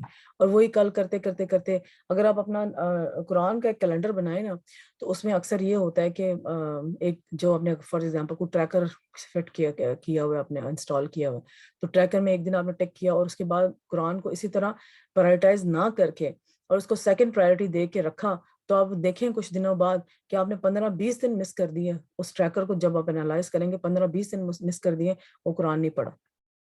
تو اللہ تعالیٰ ہمیں توفیق دیں کہ ہم اپنے پرائرٹائز جو ہے اپنے دین کو رکھیں، اپنے اصل مقصد کو جس کے لیے ہمیں یہاں دنیا بھیجا گیا اس مقصد کو ہم اصل پرائرٹائز کریں. نبی صلی اللہ علیہ وسلم کا اپنی امت کے خواہش پرست کا خوف. رسول صلی اللہ علیہ وسلم نے فرمایا مجھے اپنی امت کے بارے میں 3 چیزوں کا ڈر ہے. بخیلی، جس کی اطاعت کی جائے گی. بخیلی جب ہوگی تو یہ بھی ایک معاشرتی برائی ہے، اس کو جو ہے وہ آپ اپنے رشتہ داروں کا، اپنے بہن بھائیوں کا، اپنے کسی بھی احوال کا جو ہے وہ خیال نہیں رکھ سکتے. اور صدقہ کرنے کی پھر ہمت نہیں انسان کے، صدقہ زکوٰۃ کرنے کی ہمت نہیں ہوتی. خواہش نفس جس کی پیروی کی جائے، اور گمراہ امام. اپنی مرضی کی زندگی گزارنا گمراہی ہے. نبی صلی اللہ علیہ وسلم مجھے تمہارے متعلق ان گمراہ کن خواہشات سے سب سے زیادہ اندیشہ ہے جن کا تعلق پیٹ اور شرمگاہ سے ہے، اور اپنی مرضی پر چلنے کی گمراہی کا بھی اندیشہ ہے. کہ اپنی مرضی کی زندگی گزارنا گمراہی. ہم دیکھیں نا، ہم انسان ہیں، عبداللہ ہیں، ہم اللہ کے جو ہے عباد ہیں. عباد کا مطلب ہوتا ہے غلام. اب غلام کی اپنی مرضی نہیں ہوتی. یہ جس انسان نے سوچ لیا نا اس کی زندگی کامیاب ہوگی کہ ہم اپنی مرضی سے یہاں پہ زندگی گزارنے کے لیے نہیں آئے، ہم اللہ تعالیٰ کے احکامات کے مطابق یہاں زندگی گزارنے کے لیے آئے ہیں. جو اللہ تعالیٰ نے ہمیں اپنی زندگی میں فری ول دی ہوئی ہے، جو کہ صرف انسان اور جنوں کو دی ہوئی ہے، اس فری ول میں ہماری انالیسز ہے، ہمارا امتحان ہے کہ ہم اس فری ول میں بھی اپنے آپ کو کس طرح سے بناتے ہیں. ہم اپنے آپ کو اللہ ڈریون پرسن بناتے ہیں یا سوسائٹی ڈریون پرسن بناتے ہیں. جب بچوں کے ساتھ اکثر بات ہوتی ہے تو بچے کہتے ہیں مجھے اس نے تنگ کیا، مجھے اس نے بلی کیا، مجھے سے یہ کیا، تو میں نیکسٹ ٹائم اس کو چھوڑوں گا نہیں، اور یہ کروں گا وہ کروں گا. تو پھر آپ بچوں کو یہ بات اس وقت سکھایا کریں کہ آپ یہاں پر سوسائٹی ڈریون پرسن، یا don't make your self, don't put your self in a situation کہ جہاں پہ لوگ آپ کو ڈرائیو کریں، لوگوں کے رویوں سے، لوگوں کے ریاکشن سے آپ کہیں کہ میں بھی آگے سے ریاکشن کروں گا. So what is over reaction? اگر کوئی ہمارے ساتھ برا کر رہا ہے تو ہمارا کیا ریاکشن ہے؟ ہمارا ریاکشن وہ ہونا چاہیے جو کہ اللہ تعالیٰ نے بتایا ہوا ہے. سو اللہ driven reaction is very much different from the society driven reaction. تو ہم جو ہے عبداللہ ہیں، عباد الرحمن ہیں. ہمیں اللہ کے جو اللہ تعالیٰ نے ہمیں سکھایا ہوا ہے، اور اللہ تعالیٰ نے کیا سکھایا، کوئی آپ سے برا کرے تو آپ آگے سے چپ کر جائیں، اور جو ہے اس کا برائی کا جواب جو ہے خاموشی سے دیں، نیکی سے دیں. اگر ہو سکے، اگر اللہ نے حوصلہ دیا تو احسان سے دیں. برائی کرنے والے کے ساتھ اچھا کریں، اس طرح سے احسان دیں. اس میں جو سکون آتا ہے نا، جو برائی کرتا ہے اس کے ساتھ احسان کرنا، وہ دنیا کی بہت کم چیزوں میں، وہ دنیا کسی چیز میں نہیں آتا. کہ جو آپ سے برا کرے آپ اسے واپس اچھا کریں. بہت مشکل ہوتا ہے، مگر کر کے دیکھیں، آپ کو چسکا پڑ جائے، آپ کو ایڈکشن ہو جائے گی اس بات کی.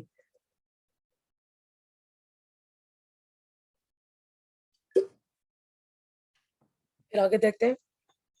خواہش کی شدت ہر برائی کی جڑ ہے. کسی بھی چیز کی شدت ہو، کسی بھی چیز کی شدت ہو، ہر چیز کا اللہ تعالیٰ نے یہاں پر دنیا میں ایک نظام کے ساتھ اللہ تعالیٰ نے چیز بھیجی ہوئی ہے. سمندر اپنی لہریں بہت زیادہ کرنا شروع کر دیں تو وہ سونامی آ جاتا ہے. بارش بہت زیادہ برسنی شروع ہو جائے تو عذاب آ جاتا ہے، فلڈ آ جاتا ہے. ہوا بہت زیادہ تیز چلنی شروع ہو جائے تو نقصان پہنچانا شروع ہو جاتا ہے. خواہشات بھی اگر زیادہ ہو جائیں گی تو وہ برائی میں چینج ہو جائیں گی. کسی چیز پر شدید خواہش رکھنا اور اس کی حرص کرنا جو ہے وہ اس کی برائی کی جڑ ہے. نبی صلی اللہ علیہ وسلم نے فرمایا شخ سے بچو کیونکہ شخ سے تم سے پہلی قوموں کو ہلاک کر دیا گیا. اسی شخ نے انہیں آپس میں خون اور ریزی اور محرمات کو حلال سمجھنے پر آمادہ کر دیا. تو شخ کیا ہوتا ہے؟ کسی چیز میں شدید خواہش رکھنا اور اس کی حرص کرنا کہ یہ مجھے مل جائے، کسی طرح مل جائے. اگر وہ آپ کو مل بھی جاتی تو اس کے بعد کیا ہوگا؟ 2 دن آپ کو وہ چیز اچھی لگی، تیسرے دن آپ کہیں گے آپ بور ہو جائیں گے اس چیز سے. یہ دنیا کی چیزوں کی یہ اوقات ہے کہ آپ ان سے جتنی آپ تھکا دیتے ہیں اپنے آپ کو، ان چیزوں کو پیچھے بھاگ بھاگ بھاگ بھاگ کے ان کو اپنے آپ کو تھکا دیتے ہیں. مگر آخر میں انجام کیا ہوتا ہے؟ مل گئی، 1-2 دن کی خوشی ہے اور پھر آپ نے اس چیز کو جو ہے، بچوں کو ہی دیکھ لیں، بہت ضد کریں گے یہ کھلونا لینا، یہ کھلونا لینا. 4 دن کے کھیلیں گے اور اس کے بعد جتنا مرضی مہنگا کھلونا، 4 دن کھیلیں گے اس کے بعد وہ کھلونے کا پتہ ہی نہیں ہوگا دنیا میں کون سی جگہ پہ پڑا وہ. خواہشات پر سستی غفلت کا ذریعہ. خواہش پرستی غفلت کا ذریعہ ہے. ایک تو جو ہے خواہش پرستی جو ہے برائی کی جڑ ہے کہ وہ آپ سمپل یہی مثال لے لیں کہ جیسے کہ جائیداد کے حصے ہوتے ہیں، زمین ہوتی ہے کسی کی، تو وہ زمین کے حصے اور اس میں جو ہے وہ اپنا وہ پارٹ لینے کے لیے اتنا زیادہ وہ آگے چلے جاتے ہیں اس کے پیچھے کہ بھائی بھائی کا قتل کرنے پہ مجبور ہو جاتا ہے. اتنا برا حال کرتے ہیں. خواہش پرستی غفلت کا ذریعہ ہے. حضور اکرم صلی اللہ علیہ وسلم فرمایا اللہ کی قسم میں تمہارے فقر سے نہیں ڈرتا، لیکن میں اس بات سے ڈرتا ہوں کہ دنیا تم پر کشادہ کر دی جائے گی جس طرح تم سے پہلے لوگوں پر دنیا کشادہ کر دی گئی تھی. تو تم ایک دوسرے سے آگے بڑھنے لگو گے جس طرح وہ ایک دوسرے سے آگے بڑھنے لگے، اور وہ تمہیں غافل کر دے جس طرح ان لوگوں کو غافل کرنے کی. دنیا حاصل کرنے میں، اپنے رزق کی تلاش میں، اپنی جابس اتنی زیادہ اس کے ورکنگ آورز بڑھا دیے کہ باقی کسی کام کے لیے ٹائم ہی نہیں ملتا. تو وہ پھر جو کیا وہ خواہش پرستی جو ہے وہ آپ کو غافل کر دے گی. آپ کو کس سے غافل کر دے گی؟ آپ کی عبادات سے غافل کر دے گی، اللہ سے غافل کر دے گی. آپ کو اپنے مقصد سے جس مقصد سے ہم اس دنیا بھیجیں گے اس سے غافل کر دے گی. خواہش پرستی اللہ کے ذکر سے غفلت کا ذریعہ.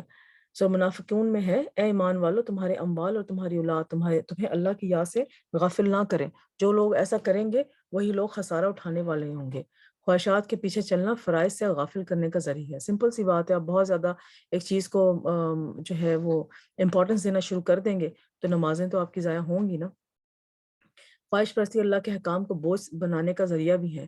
عبداللہ بن عمرو سے روایت ہے، وہ کہتے ہیں کہ میں نے نبی صلی اللہ علیہ وسلم کو فرماتے ہوئے سنا کتنے لوگ ایسے ہیں جو اپنی خواہشات نفس کو پورا کرنے میں لگ جاتے ہیں، ان کے لیے قیامت کے دن جہنم کے سوا کچھ نہ ہوگا، کیونکہ جہنم بھری ہی ہوئی خواہشات سے ہیں. خواہش پر نماز کو ترجیح دینے کی فضیلت. نبی صلی اللہ علیہ وسلم نے فرمایا اللہ عز و جل 3 قسم کے آدمیوں سے محبت کرتا ہے، ان پر ہنستا ہے اور ان سے خوش ہوتا ہے، یعنی کہ اللہ ان سے پیار کرتا ہے. وہ آدمی کہ اس کی جماعت فرار ہو گئی لیکن وہ ان کے بعد اللہ عز و جل کے لیے لڑ رہا ہو، پھر خواہ وہ قتل ہو گیا یا اللہ نے اس کی مدد کی اور اس کی کفایت کی، تو اللہ ایسے آدمی کے بارے میں کہتا ہے کہ میرے بندے کی طرف دیکھو، وہ اپنے آپ کو میرے لیے روکے ہوئے ہے. وہ آدمی جس کی بیوی خوبصورت ہو اور اس کے پاس بہترین نرم بستر ہو لیکن وہ قیام کرنے کے لیے رات کو کھڑا ہو جاتا ہو، اللہ تعالیٰ کہتا ہے میرے بندے نے اپنی شہوت کو ترک کر دیا اور میرا ذکر کر رہا ہے اور مجھ سے سرگوشی کر رہا ہے، اگر یہ چاہتا تو سو بھی سکتا تھا. اور وہ آدمی جو قافلے سمیت سفر پر ہو، وہ رات کو کچھ حصہ جاگنے اور چلنے کی وجہ سے چور ہو گئے ہوں اور بلاہر سو گئے ہوں، لیکن وہ خوشی اور ناخوشی میں سحری کے وقت اٹھ کھڑا ہوا اور نماز پڑھنا شروع کر دی. تو کیا ہے ساری یہ بات ہے کہ اپنی خواہشات کو ترک کر کے اپنے گول کی طرف فوکس ہونے کو جو ہے اللہ تعالیٰ بہت پسند کرتے ہیں. اور جو ہے وہ ویسے بھی اگر ہم اپنے بچوں کو دیکھیں، جب بچے اپنے کیریئر بنا رہے ہوتے ہیں اور وہ گول اورینٹڈ لائف اگر گزار رہے ہوں تو ویل اینڈ گڈ، ہمیں اچھے لگیں گے، ہمیں ان کو پیار آئے گا، ہم ان کی ایکسٹرا ہیلپ کریں گے کہ تم یہ نہ کام کرو، تم تو اپنے گول حاصل کرنے میں لگے ہوئے. مگر اگر وہی بچے غافل ہوں گے، اپنے گول کو جو ہے وہ پانے کی کوئی کوشش نہیں کر رہے ہوں گے، تو پھر ہمیں ان پہ غصہ آئے گا. ٹھیک ہے، سمپل سی بات ہے. تو اللہ تعالیٰ نے بھی ہمیں اس دنیا میں کسی گول کے لیے بھیجا ہوا ہے. جب ہم گول پورا کریں گے تو اللہ کو ان پہ پیار آئے گا، جب نہیں کریں گے تو ظاہری بات ہے غصہ ہی آئے گا. جیسے ہمیں اپنے بچوں پہ غصہ آتا ہے. فسوف یلقون غیا غیا یعنی ان قریب یہ نمازوں کو ضائع کرنے والے، شہوات کی پیروی کرنے والے دنیا اور آخرت میں خسارہ اور شر کا سامنا کریں گے، یہ بوجہ اس کے جو یہ گمراہ ہوئے اور صراط مستقیم سے بھٹک گئے. الغی شر اور گمراہی ہے. غین کی تفسیر کرتے ہوئے بعض اہل علم کہتے ہیں کہ جہنم کی وادی ہے، اور اس بارے میں کچھ آثار وارد ہوئے ہیں، اور ابن جریر رحمۃ اللہ نے اسے اختیار کیا ہے کہ غین جہنم کی ایک وادی ہے. عرب کی لغت میں الغی کا لفظ رشد یعنی بھلائی کے مقابل آتا ہے. لا اکراہ فی الدین قد تبین الرشد من الغی، دین میں کوئی زبردستی نہیں، بلا شبہ ہدایت گمراہی سے واضح ہو چکی. تو گمراہی کا مطلب ہے غی. شر اور گمراہی کو بھی الغی کہا گیا ہے. تو جو گمراہ ہوتا ہے وہ بھلائی پر نہیں ہوتا، وہ بھلائی کا راستہ چھوڑ دیتا ہے تو یہ چیز اسے عذاب کی طرف پہنچا دیتی ہے. اور اسی طرح بعض اہل علم کہتے ہیں کہ یہ غی جو ہے یہ جہنم کی ایک وادی بھی ہے. ہو سکتا ہے ایک جہنم کی ایک وادی ہو جہاں پر سارے وہ ایسے گمراہ لوگوں کو اللہ تعالیٰ اکٹھا کرے. اللہ تعالیٰ ہمیں بچائے. ابن عباس الغی و ادفی جہنم، اور جہنم میں وادیاں ہیں، ان کی گرمی سے پناہ مانگنی چاہیے، جو کہ زنا پر اصرار کرنے والے اور عادی شراب پینے والے اور سود کھانے والے اور اس سے باز نہ آنے والے اور والدین کی نافرمانی کرنے والے اور جھوٹی گواہی دینے والوں کے لیے ہے. عطا الغی و ادفا جہنم یسیل قیہن قاب ہوا و ادفا جہنم ابادہ قعار و شدا خرہ. یہ اسی کی ایکسپلینیشن دی ہوئی ہے جو یہ باتیں عربی میں کی ہے. جہنم کی گہری وادی. ابن مسعود رضی اللہ عنہ نے کہا الغی جہنم کی ایک وادی ہے جس کی گہرائی بہت لمبی ہے اور اس کی خوراک بہت بری ہے. استغفر اللہ. وخلف من بعدہم خلف اضاعوا الصلاۃ. تو پھر نماز کی اہمیت اور فضیلت کا اس آیت سے بہت زیادہ ہمیں پتہ لگتا ہے. زمین اور آسمان کی تمام مخلوق کا نماز پڑھنا. سورہ نور میں الم تر ان اللہ یسبح لہ من فی السماوات والارض والطیر صافات کل قد علم صلاۃ وتسبیح واللہ علیم بما یفعلون. کیا تم نہیں دیکھتے کہ آسمان اور زمین میں جو کچھ ہے اور فضا میں پھیلائے ہوئے پرندے بھی یہ سب اللہ کی تسبیح کر رہے ہیں. ہر مخلوق کو اپنی نماز اور تسبیح کا طریقہ معلوم ہے، اور جو کچھ وہ کرتے ہیں اللہ سب جانتے ہیں. کہ اس دنیا میں جو بھی آپ کو آواز، کسی چیز کی بھی آپ کو آواز آ رہی ہے جو آپ کو سمجھ نہیں آتی، پرندوں کی ہے، پتوں کی ہے، ہوا کی ہے اور سمندر کی ہے، لہروں کی ہے، تو وہ سب جو آواز آ رہی ہے وہ آواز ہمیں یہ یاد دلاتی ہے کہ اللہ کی تسبیح کرو، اللہ کی تسبیح کرو. وہ ساری دنیا کی مخلوق جو ہے وہ اللہ کی عبادت میں مصروف ہے، وہ اپنے اپنے طریقے سے نماز پڑھیں. اگر کوئی نہیں پڑھا نماز تو وہ یہ جن انسی ہے جو نہیں پڑھا. تمام مخلوق کا اللہ کو سجدہ کرنا. سورۃ رعد آیت نمبر 15 میں ہے آسمان اور زمین میں جتنی بھی چیزیں ہیں خوشی اور ناخوشی سے اللہ کو سجدہ کر رہی ہیں. اسی طرح اس کے سائے صبح اور شام سجدہ ریز ہوتے ہیں. سورج بھی سجدے میں جاتا ہے، جو ہے چاند بھی سجدے میں جاتا ہے، بادل بھی سجدے میں جاتے ہیں، کبھی اوپر آتے ہیں کبھی نیچے آتے ہیں. تو ہر چیز اللہ کو سجدہ کیے ہوئے ہے. تمام انبیاء کی طرف نماز کی وحی. سورہ انبیاء میں ہے ہم نے انہیں ایسے پیشوا بنایا جو ہمارے حکم کے ساتھ رہنمائی کرتے تھے، اور ہم نے ان کی طرف نیکیاں کرنے اور نماز قائم کرنے اور زکوٰۃ دینے کی وحی بھیجی ہے. وہ صرف ہماری عبادت کرنے والے ہیں. کہ اللہ تعالیٰ نے ہر قوم کو نماز پڑھنے کا ایک طریقہ بتایا ہوا ہے کہ کیسے انہوں نے طریقہ کرنا. مگر جیسے ہی اگلا پیغمبر آ جاتا ہے تو پچھلا جو حکم جو ہے وہ سارے نلیفائی ہو جاتے ہیں. ان کو چھوڑ کے پھر وہ جو اگلا حکم، جیسے حضور صلی اللہ علیہ وسلم آخری نبی ہیں تو ہمیں آخر میں ساری اہل کتاب کو جو ہے وہ حضور صلی اللہ علیہ وسلم کے طریقے سے نماز پڑھنی چاہیے اور ان کے طریقے سے زکوٰۃ اور باقی عبادات کرنی چاہیے. تو یہ جو زکوٰۃ اور نماز اور روزہ یہ جو ہے صرف حضور صلی اللہ علیہ وسلم کے زمانے سے آگے نہیں تھا، یہ سارے انبیاء کا کو اللہ تعالیٰ نے ان کے طریقے سے، ان کے وقت کے حساب سے اللہ تعالیٰ نے یہ ساری چیزیں ان پہ لازم کی ہوئی تھی. اللہ کا اپنے بندوں کو نماز کا حکم دینا. سورہ ابراہیم میں ہے میرے بندوں سے جو ایمان لائے ہیں ان سے کہہ دو کہ وہ نماز قائم کریں اور اس میں سے جو ہم نے انہیں دیا ہے پوشیدہ اور ظاہر خرچ کریں، اس سے پہلے کہ وہ دن آئے جس میں نہ کوئی خرید و فروخت ہوگی اور نہ کوئی دوستی. کہ یوم قیامت کی بات ہو رہی ہے کہ خرید و فروخت بھی اس میں کوئی نہیں ہوگی. کوئی اگر احد پہاڑ کے جتنے یا کیٹو پہاڑ کے جتنے بھی سونا لے کر آ جائے نا کہ یہ لے لیں اور میری جان چھٹ جائے اس دوزخ سے، وہاں پہ کچھ بھی کام نہیں آئے گا، بلکہ جس سونے کی اور جس مال کی آپ نے زکوٰۃ نہیں دی ہوگی نا دنیا میں، وہ سانپ کی طرح آپ کے بدن پہ لپٹیں گے۔ نمازوں کی حفاظت کا حکم، سچے ایمان والوں کی علامت، وہ لوگ جو نماز قائم کرتے ہیں اور ان میں سے جو ہم نے انہیں دیا خرچ کرتے ہیں، یہی لوگ سچے مومن ہیں۔ انہیں کے لیے ان کے رب کے پاس بہت سے درجے اور بخشش اور باعزت رزق ہے۔ اللہ کا اپنے بندوں پر 5 نمازیں فرض کرنا، نماز اسلام کا دوسرا رکن ہے، نماز اسلام کا ستون۔ اب یہ جو 5 نمازیں ہم پہ فرض ہیں، ایکچولی ہیں یہ 50 نمازیں۔ تو حضور اللہ تعالیٰ نے پہلے 50 نمازیں فرض کی تھی، اس کو حضور صلی اللہ علیہ وسلم نے حضرت موسیٰ علیہ السلام کی ایڈوائس سے کٹ ڈاؤن کر کے 5 ہے، مگر جو 5 نمازیں اچھی طرح سے ادا کرتا ہے اس کو 50 نمازوں کا ثواب ہوتا ہے۔ نماز اسلام کا ستون ہے۔ رسول صلی اللہ علیہ وسلم نے مجھ سے فرمایا، کیا میں تمہیں دین کی بنیاد، اس کا ستون اور اس کے کوہان کی بلندی کے متعلق نہ بتاؤں؟ اس دین کی بنیاد اسلام ہے، تو جو کوئی اسلام لے آیا وہ سلامت رہا، اور اس کا ستون نماز ہے، اور اس کے کوہان کی بلندی اللہ کے راستے میں جہاد کرنا ہے۔ یعنی کہ سارا آپ کی جو فیتھس، آرٹیکلز آف فیتھ ہیں، اس کو کلیکٹ کر دیا ہے اس حدیث میں۔ نماز اسلام اور کفر اور شرک میں فرق کرنے والی ہے۔ عبداللہ بن شقیق عقلی سے روایت ہے، وہ کہتے ہیں کہ محمد صلی اللہ علیہ وسلم کے صحابہ اعمال میں سے کسی چیز کے ترک کو کفر نہیں سمجھتے تھے سوائے نماز کے۔ استغفر اللہ۔ اعمال میں سے سب سے بہترین عمل، حضور اکرم صلی اللہ علیہ وسلم فرمایا، ثابت قدم رہو اور تم ہرگز اس کی مکمل طاقت نہیں رکھ سکو گے، اور جان لو تمہارا سب سے بہترین عمل نماز ہے، اور وضو کی مخافظت سے وہی کرتا ہے جو مومن ہے۔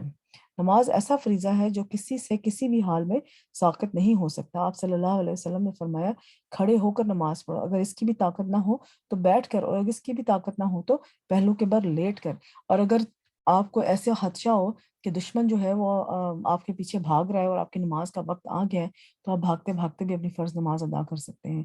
اگر جو ہے وہ فلڈ آ گیا ہے اور آپ کو وہاں بھاگنا پڑ رہا ہے، تو اس کے میں بھی آپ کو اپنی نماز چھوڑنے کی اجازت نہیں، اس میں بھی آپ کو نماز پڑھنی ہی ہے۔ اگر کوئی انسان بیمار ہے اور وہ بیماری کی حالت میں اس کا کوئی آپریشن ہے، تو وہ آپریشن کے فوراً ہی ہوش میں آتے ہوئے جیسے اپنا ہوش سنبھالے، اپنی جتنی قضا نمازیں اس کی بے ہوشی کی حالت میں ہوئی اس کو پورا کرے، اور اگلی نمازیں پھر باقاعدگی سے ادا کرے۔ اس کو اس حالت میں بھی نماز چھوڑنے کی حالت نہیں ہے۔ اگر کسی وجہ سے بیماری میں انسان پانی استعمال نہیں کر سکتا تو وہ مٹی سے تیمم کرے اور نماز پڑھے، ٹھیک ہے؟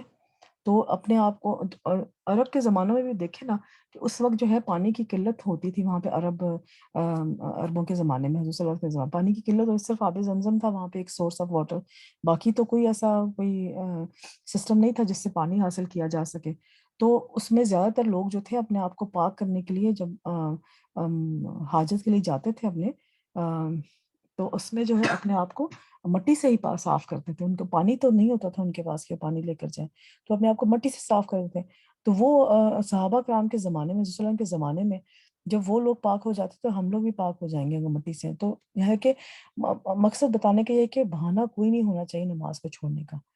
اللہ تعالیٰ کا روزانہ دوبار فرشتوں سے بندوں کی نماز کی خبر لینا۔ ابو ہریرہ رضی اللہ تعالیٰ عنہ سے روایت ہے کہ حضور اکرم صلی اللہ علیہ وسلم فرمایا، تمہارے پاس دن کے فرشتے اور رات میں فرشتے باری باری آتے ہیں، وہ نماز فجر اور نماز عصر میں جمع ہوتے ہیں۔ جو فرشتے رات کو تمہارے پاس رہیں وہ آسمان پر جاتے ہیں، تو ان کا رب ان سے پوچھتا ہے، حالانکہ وہ اپنے بندوں کا حال خوب جانتا ہے، تم نے میرے بندے کو کس حال میں چھوڑا؟ اور وہ کہتے ہیں، ہم نے اس حال میں چھوڑا کہ وہ نماز پڑھ رہے تھے، اور وہ اس حال میں تھے کہ ان کے پاس پہنچے کہ وہ نماز پڑھ رہے تھے۔ یعنی کہ جب فرشتوں کی جو شفٹیں چینج ہوتی ہیں نا، وہ فجر اور عصر کے ٹائم پہ ہوتی ہیں، تو اس وقت جو ہے نا باقاعدہ ساری نمازوں کا خیال رکھنا چاہیے، مگر اس وقت جو ہے نا باقاعدہ خوش و خضوع کے ساتھ وقت پہ نماز پڑھنے کی عادت ڈالیں۔ ہر نماز کے وقت کا اعلان، عبداللہ بن مسعود سے روایت ہے کہ حضور اکرم صلی اللہ علیہ وسلم فرمایا، جب ہر نماز کا ایک وقت شروع ہوتا ہے تو ایک منادی کرنے والے کو بھیجا جاتا ہے، وہ کہتا ہے کہ آدم کے بیٹو اٹھو اور اس آگ کو بجھاؤ جو ہم نے اپنے نفسوں کے لیے جلائی ہے۔ تو وہ کھڑے ہوتے ہیں اور وضو کرتے ہیں تو ان کی آنکھوں سے ان کے گناہ جھڑ جاتے ہیں، اور جب وہ نماز پڑھتے ہیں تو اس اور سابقہ نماز کے درمیانی وقفے میں ہونے والے گناہ بخش دیے جاتے ہیں۔ یعنی کہ دو نمازوں کے درمیان میں جو بھی گناہ ہوئے ہیں وہ، اب دیکھیں نا، اللہ ताला कितना अच्छा मौका हमें देता है कि साथ के साथ जो भी गुनाह हुए साथ के साथ ही खत्म करते जाओ। जैसे अगर बर्तन अगर किचन में पड़े रह गए ना, साथ के साथ आपने नहीं खत्म किए ना, तो वो बढ़ते बढ़ते बढ़ते फिर आपका दिल ही नहीं करेगा कि उसको जो है ना वो खत्म करे। तो साथ के साथ अगर बर्तन धोते जाएंगे तो किचन भी साफ रहेगा। इस तरह साथ के साथ हम अपने अमाल से जो भी गलतियां गुनाह हमसे हो गए हैं वो साफ करते जाएंगे, तो वो एक एक पहाड़ बन के हमारे सामने नहीं आएंगे कि गुनाह कबीरा तो एक अलग चीज है कि गुनाह छोटे छोटे गुनाह भी मिल के गुनाह कबीरा बन जाते हैं, तो उनको जो है संभालना फिर हमारे लिए मुश्किल हो जाए। फिर वो लोग इस दरमियानी वक्फे में गुनाह करके आग जलाते हैं। जो ही पहली जोहर की नमाज का वक्त होता है तो ऐलान करने वाला ऐलान करता है, यानी कि मुअज्जिन, ए नबी बनी आदम उठो और इस आग को बुझाओ जो तुमने अपने नफ्सों के लिए जलाई है। वो ये सलान सुनकर खड़े होते हैं, वजू करते हैं, नमाज पढ़ते हैं, तो इस नमाज और साबका नमाज के माबैन होने वाले गुनाह बख्श दिए जाते हैं। फिर जब असर का वक्त नमाज का वक्त होता है तो इसी तरह होता है। जब मगरिब का वक्त होता है तो यही मामला पेश आता है। और जब इशा का वक्त होता है तो इसी तरह होता है। जब लोग सोते हैं तो वो बख्शे हुए होते हैं, यानी कि जब वो सोते हैं अपनी आधी मौत की हालत में जाते हैं तो ऑलमोस्ट वो बख्शे हुए होते हैं। फिर आप सल्लल्लाहु अलैहि वसल्लम ने फरमाया, बाज लोग भलाई की हालत में रात गुजारने वाले हैं और बाज शर में लथड़ कर, यानी कि जिन्होंने नमाज नहीं पढ़ते। नबी सल्लल्लाहु अलैहि वसल्लम सख्त बीमारी में भी नमाज की फिक्र करना। अब्दुल्ला बिन उबैद से रवायत है कि वो कहते हैं कि एक मरतबा मैं आयशा रदियल्लाहु तआला अन्हा की खिदमत में हाजिर हुआ और मैंने अर्ज किया, आप मुझे हुजूर सल्लल्लाहु अलैहि वसल्लम के मर्ज़ल वफ़ात के बारे में कुछ बताएं। उन्होंने कहा, क्यों नहीं, हुजूर सल्लल्लाहु अलैहि वसल्लम की तबीयत जब बोझल हुई तो आपने पूछा, क्या लोग नमाज पढ़ चुके हैं? मैंने कहा, नहीं या रसूल अल्लाह, वो आपका इंतजार कर रहे हैं। आप सल्लल्लाहु अलैहि वसल्लम ने फरमाया, मेरे लिए एक टब में पानी रखो। मैंने ऐसे ही किया। आप सल्लल्लाहु अलैहि वसल्लम ने गुस्ल किया, यानी कि अगर आप गुस्ल वाले आप जो है वो वजू वाली जगह के पास नहीं जा सकते तो आप पानी मंगवा कर किसी से कहें कि मेरा वजू करवा दो या मुझे गुस्ल करा दो। और जाने के लिए खड़े होने ही लगे थे कि आप पर बेहोशी तारी होगी। जब अफ़ाका आया तो फिर यही सवाल पूछा कि क्या लोग नमाज़ पढ़ चुके हैं? हमने कहा, नहीं या रसूलल्लाह, वो आपका इंतज़ार कर रहे हैं। आप सल्लल्लाहु अलैहि वसल्लम ने फरमाया, मेरे लिए एक टब में पानी रखो। आप जाने के लिए खड़े होने ही लगे थे कि आप पर दोबारा बेहोशी तारी हो गई। आयशा रज़ियल्लाहु तआला कहती हैं कि लोग इशा की नमाज के लिए मस्जिद में बैठे रसूल सल्लल्लाहु अलैहि वसल्लम का इंतज़ार कर रहे थे, तो हुज़ूर अकरम सल्लल्लाहु अलैहि वसल्लम ने अबू बकर के पास ये पैगाम भेजा कि आप लोगों को नमाज पढ़ा दें। चुनाचा इन दिनों में अबू बकर लोगों को नमाज पढ़ाते थे। एक दिन हुज़ूर सल्लल्लाहु अलैहि वसल्लम को अपने मर्ज़ में कुछ तहफ़ीफ़ महसूस हुई, यानी कि कुछ बेहतर हुए, तो आप ज़ोहर की नमाज के वक़्त 2 आदमियों के दरमियान निकले, जिनमें से एक अब्बास थे। अबू अबू बकर ने जब आप सल्लल्लाहु अलैहि वसल्लम को देखा तो पीछे हटने लगे। आप सल्लल्लाहु अलैहि वसल्लम ने इन्हें इशारा किया कि पीछे ना हटें और अपने साथ आने वाले दोनों साथियों को हुक्म दिया। तो आपने दोनों ने आप सल्लल्लाहु अलैहि वसल्लम को अबू बकर के पहलू में बिठा दिया और अबू बकर खड़े होकर नमाज पढ़ रहे थे, जबकि हुज़ूर सल्लल्लाहु अलैहि वसल्लम बैठ कर नमाज पढ़ रहे थे। यानी कि हुज़ूर सल्लल्लाहु अलैहि वसल्लम ने अपनी डेथ बेड के ऊपर भी जो था वो किस तरह नमाज की तैयारी की, बार-बार वुज़ू करते थे मगर बेहोशी की हालत फिर तारी हो जाती थी। फिर थोड़ा-सा उनको जब हालत उनकी अच्छी हुई, तो वो खुद उठ के अम, गए जमात की नमाज़ पढ़ने के लिए और हज़रत अबू बकर ने उनको इमामत के लिए कहा तो उन्होंने मना कर दिया कि ज़ाहिर बात है वो खड़े तो नहीं हो सकते थे, मगर उन्होंने हज़रत अबू बकर के पहलू में बैठ के नमाज़ पढ़ी। नबी सल्लल्लाहु अलैहि वसल्लम के आखिरी अल्फाज़ अली अलैहिस्सलाम फरमाते हैं कि हुज़ूर सल्लल्लाहु अलैहि वसल्लम का आखिरी कलाम था कि नमाज की हिफाज़त करो, नमाज की हिफाज़त करो, अपने गुलामों के बारे में अल्लाह से डरते रहो। नबी सल्लल्लाहु अलैहि वसल्लम की आखिरी वसीयत, एक वक्त आना था कि नमाज का नामो निशान भी मिट जाना। हज़ूर अकरम सल्लल्लाहु अलैहि वसल्लम फरमाए, कपड़े के बैल बूटों की तरह इस्लाम मिटता जाएगा, हत्ता कि इन्हें ये भी मालूम ना होगा कि नमाज, रोज़ा, कुर्बानी और सदका क्या होते हैं। एक रात में अल्लाह अज़्ज़ा वजल की किताब को मिटा दिया जाएगा और ज़मीन में एक आयत भी बाकी ना रहेगी। क़यामत के वक़्त की बात कर रहे हैं। लोगों के मुख्तलिफ गिरोहों में से कुछ बूढ़े मर्द और बूढ़ी औरतें रह जाएँगी। वो कहेंगे, हमने अपने आबा-ओ-अजदाद को ये कलमा ला इलाहा इल्लल्लाह कहते हुए सुना और हम भी कह रहे हैं अस्तगफिरुल्लाह, अल्लाह का शुक्र है अभी तक ये वक़्त नहीं आया। अभी तक भी लोगों को पता है कि ला इलाहा इल्लल्लाह का क्या मतलब है। और देखिए ना, अपने बच्चों को ये चीज़ ज़रूर सिखाएँ। जब आप ला इलाहा इल्लल्लाह उनको पढ़ा रहे होते हैं, याद करा रहे होते हैं, उसके साथ उसको उनको मायना ज़रूर याद कराया करें। बेशक उनको समझ, आप 4 साल के बच्चे को समझ तो नहीं आएगा, मगर वो मायना तो याद कर लेगा ना। जब उसके दिमाग में एक मेमोरी में होगा, तो बड़ा होके वो खुद ही उसको एनालाइज़ कर लेगा या आप उसको और वज़ाहत बड़े होके बता दीजिएगा। कब्र में बंदे की हसरत, नबी सल्लल्लाहु अलैहि वसल्लम एक कब्र के पास से गुज़रे, हाल ही में इसमें मैयत को दफ़न किया गया था, तो आपने फरमाया, 2 रख़्तें हफ़ीफ़ सी होती हैं और तुम लोग इन्हें हक़ीर और ज़ाय भी समझते हो। لیکن وہ 2 رکعتیں اگر یہ صاحب قبر اپنے عمل میں زیادہ کر لیتا تو اس کی نظر میں تمہاری باقی دنیا سے بھی زیادہ محبوب ہوتی۔ سبحان اللہ۔ یعنی کہ فرض نمازوں کے علاوہ نفل نماز کی بھی اہمیت بتائی جا رہی ہے۔ ایمان والوں پر مقرر وقت کے ساتھ نماز فرض ہے۔ جیسے سورہ النساء میں بے شک نماز ایمان والوں پر ہمیشہ سے ایسا فرض ہے جس کا وقت مقرر کیا ہوا ہے۔ سب سے افضل اور محبوب عمل۔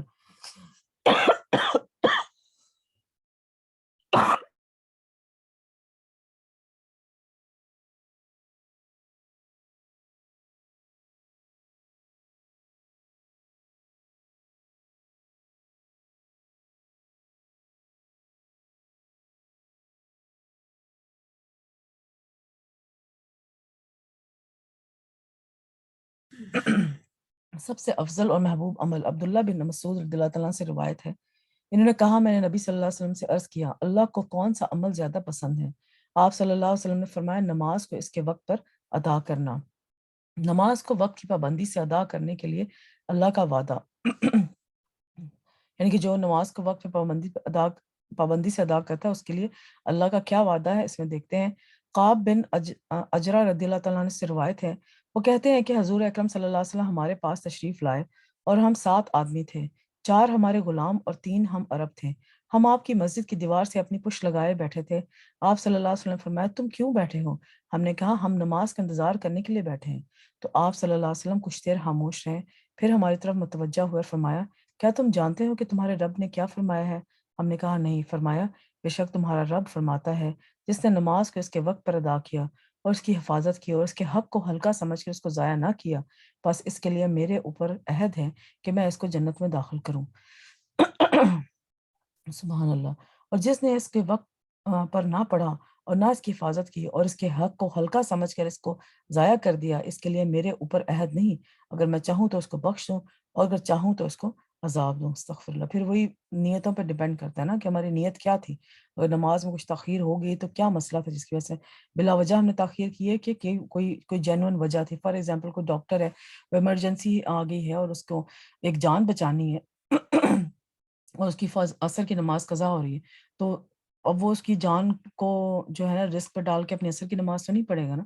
وہ جو ہے اس طرح سے اس کو اس کی جان بچائے گا، اس میں اگر اس کی عصر کا وقت قضا بھی ہو جاتا ہے تو پھر اللہ تعالیٰ یوم قیامت والے دن دیکھیں گے اگر اس کی عصر کا وقت نماز قضا ہوا تھا کس وجہ سے ہوا تھا، وہ ایک انسان کی جان بچا رہا تھا، تو ڈیفینیٹلی اللہ تعالیٰ اس پہ رحم کریں گے انشاءاللہ، بشرطے کہ جیسے ہی وہ فارغ ہو پہلی اول وقت میں جو ہے نا نماز پڑھ لو۔ اکثر ہمارے ساتھ یہ ہوتا ہے کہ ہم اپنے کاموں میں لگے ہوتے ہیں، ہم بھول جاتے ہیں نماز کا پڑھنا، تو جیسے ہی نماز یاد آئے تو فوراً وہ کام چھوڑ دیں اور جا کے اپنی نماز پڑھیں۔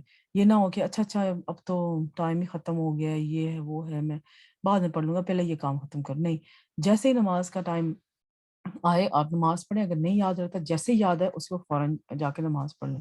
اب ایک عورت کا واقعہ اس طرح سے ہے، میں نے پڑھا تھا کہ ایک عورت اس کے ہسبینڈ کو کھانا جو ہے نا بالکل ٹائم پہ چاہیے ہوتا تھا، اب وہ ایک دن اس کے لیے کھانا بنا رہی تھی تو اب وہ نماز کے وقت کی پابندی بہت کرتی تھی کہ نماز جہاں بھی آ گئی ہے، اب اس ایک دن کھانا بنا رہی تھی تو اس کے شوہر کے آنے کا ٹائم ہو گیا، تو کھانے میں تھوڑا سا ٹائم رہ گیا تھا، 5-10 منٹ کا کام رہ گیا تھا کہ وہ ختم کر کے تو نماز پڑھ، جیسے ہی اس نماز کے اذان اس نے کھانا وہیں چھوڑا، اس نے یہ بات کا دھیان نہیں کیا کہ میرا ہسبینڈ آئے گا مجھے ڈانٹے گا کہ کھانا کیوں نہیں تیار، اس نے وہیں پہ چھوڑا کھانا، وضو کیا، نماز کے سجدے کی حالت میں وہ فوت ہو گئی۔ اگر وہ 10-15 منٹ وہ اس کھانے میں لگا دیتی تو جو ہے وہ اور اسی حالت میں فوت ہو جاتی تو وہ جو تھی نماز کو تاخیر پڑھنے کی حالت میں فوت ہوئی تو وہ فوت ہوتی، مگر وہ اللہ تعالیٰ نے اس کو دیکھیں شرف بخشا کہ اس وہ جو ہے اس نے اپنی پرائرٹی جو ہے وہ نماز کو بنایا اور جو ہے اس نے نماز پڑھی اور نماز میں اس کا موت کا وقت لکھا ہوتا ہے، سجدے میں اس کی موت کا وقت آ گیا، سبحان اللہ، ایسی موت اللہ تعالیٰ سب کو دے۔ تو نماز ڈیلے کرنے کا جب بھی دماغ میں خیال آئے ہمیشہ اپنے دماغ کو یہ فیڈ کیا کریں، اس وقت فوراً فیڈ کیا کریں، یہ نہ ہو کہ اگلے سیکنڈ میری موت آ جائے، اگر اگلے سیکنڈ میری موت آ گئی تو میں قضا نماز کی حالت میں فوت ہوں یا تاخیر کر کے نماز کی حالت میں فوت ہوں۔ یہ ایک موٹیویشن ہے جو اپنے ساتھ آپ لگا سکتے ہیں کہ جیسے بچوں کا جیسے بڑے بچے ہیں نماز نہیں پڑھتے تو اگر وہ نماز میں تاخیر کر رہے ہیں، اکثر ٹین ایجر جو ہیں وہ اس طرح کی حرکتیں کرتے ہیں تو اس وقت تو وہ آپ ان کو یہ بات کہہ سکتے ہیں کہ وہ اتنے شعور ان کو حاصل ہوتا ہے کہ جو ہے وہ آپ کس چیز کا انتظار کر رہے ہو، موت کا انتظار کر رہے ہو کہ موت آئے گی تو پھر میں جو ہوں نماز پڑھوں گا. تو وہ جو ہے آپ ان کو بار بار یہ ریمائنڈ کرائیں کہ موت آنے سے پہلے اپنے جو فرائض ہیں وہ پورے کر لیں. اب یہ ٹرک جو ہے ٹین ایجرس کے لیے اچھا ہے، مگر آپ 4 سال یا 7-8 سال کے بچے کو نہیں کہیں گے، وہ ڈر جائیں گے بیچارے. ان کے لیے دوسرے ٹرک ہوتے ہیں. ان بچوں کو، چھوٹے بچوں کو ہمیشہ جنت کی خوبیاں، اللہ تعالیٰ کے انعامات سے جو ہے وہ بات کر کے بات سمجھانی چاہیے. جب تھوڑا بچہ بڑا ہو جاتا ہے تو تب جب اس کا حساب کتاب دیں، جیسے میچور ہو گیا، بالغ ہو گیا بچہ، اب تو وہ اس زمرے میں ہے کہ اب اس کا حساب کتاب ہوگا اگر وہ خدا نخواستہ فوت ہو جاتا ہے. تو اس حساب کتاب کو اس کو آپ یاد کرا کے کروا سکتے ہیں، وہ بھی اس طرح سے کہ اس کو زچ نہ کریں، آرام سے، پیار سے. عبداللہ بن مسعود رضی اللہ عنہ فرماتے ہیں کہ رسول صلی اللہ علیہ وسلم ہر نماز اس وقت پر پڑھتے تھے مگر مزدلفہ عرفات میں جمع کرتے تھے.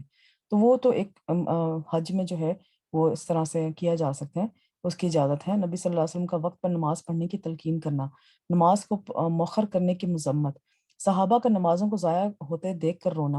امام زہری کہتے ہیں میں دمشق میں انس بن مالک رضی اللہ تعالیٰ عنہ کی خدمت میں گیا، آپ اس وقت رو رہے تھے، تو میں نے عرض کیا آپ کیوں رو رہے ہیں؟ تو انہوں نے فرمایا کہ اب میں نماز کے علاوہ نبی صلی اللہ علیہ وسلم کے دور کی کوئی چیز نہیں پاتا، اور اب اس نماز کو بھی ضائع کر دیا گیا ہے. نماز کو ضائع کرنے سے مراد اس کو تاخیر سے پڑھنا. نماز پڑھنے کے دنیاوی فائدے، نماز سے کامیابی ملنا. تو وہی بات آ گئی، آپ ایک ریگولیٹڈ ٹائم کے مطابق، روٹین کے مطابق اپنا کام کریں گے اور اپنے باقی سارے کام اس 5 نمازوں کے آگے پیچھے سیٹ کریں گے تو آپ کی لائف ایک روٹین میں آ جائے گی. اور سکسیسفل لائف کا جو جو اس کا بنیادی چیز ہے، جو اس کی فنڈامنٹل ریکوائرمنٹ ہے کسی بھی لائف کو، کسی بھی سکسیسفل لائف کے لیے، وہ یہ ہے کہ لائف جو ہے روٹین میں آ جائے گی. جب آپ کی نماز روٹین میں ہوگی تو آپ جو ہے وہ آپ کی سکسیسفل لائف کا وہ ضامن ہے. نماز روٹین میں کرنے کے علاوہ جب نماز آپ اس طریقے سے پڑھیں گے، احتیاط کے ساتھ، حفاظت کرتے ہوئے اس کو اچھے طریقے سے ادا کریں گے، تو آپ کو یہ 5 دفعہ جب آپ اس چیز کی پریکٹس کریں گے، فوکس ہونے کی، تو آپ کی لائف میں بہت سارے فائدے آئیں گے. نمبر 1، فوکس ایشو ٹھیک ہو جائے گا.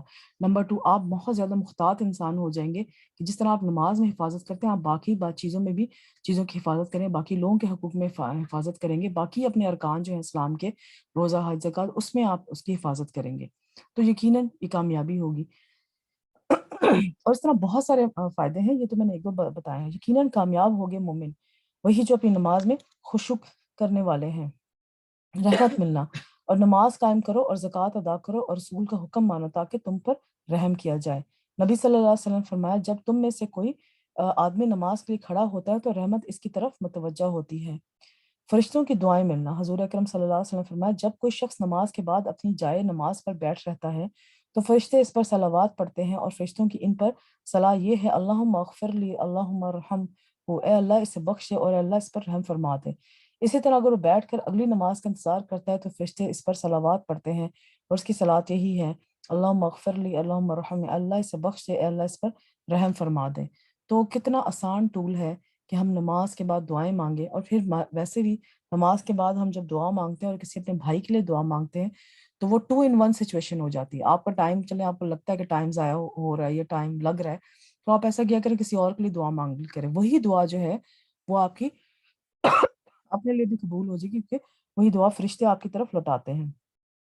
خوف و غم سے نجات، اللہ کی مدد ملنا. انسان کا اللہ پہ توکل ہوتا ہے نا، جب انسان اللہ سے بات کرتا ہے، اللہ کی مدد ملنا. حذیفہ رضی اللہ تعالیٰ بیان کرتے ہیں کہ نبی صلی اللہ علیہ وسلم کو جب کوئی مسئلہ درپیش ہوتا تو نماز پڑھنے لگتے ہیں. تو یہ نماز اپنے کسی بھی غم کا جو ہے وہ سلوشن آپ کو چاہیے تو نماز میں اللہ کے تعالیٰ کی طرف اپنی اٹینشن ڈائیورٹ کر دیں.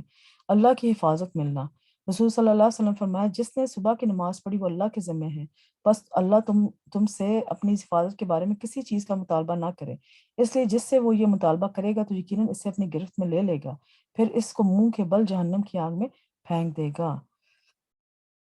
صحت اور تندرستی ملنا، حشاش بشاش اور خوش مزاجی حاصل ہونا، بیماری سے شفا ملنا. اب رات کو جو لوگ بلا وجہ جاگے رہتے ہیں ان کا معاملہ یہی ہوتا ہے. سب سے پہلے آپ اگر سائنٹیفک ریزن میں بھی اس کو دیکھیں تو رات کے ٹائم پہ ہمارا ایک ہارمون نکلتا ہے جس کو گروتھ ہارمون کہتے ہیں، وہ نکلتا ہے اور وہ باقی ہمارے ہارمونس کو سٹیبلائز کرتا ہے.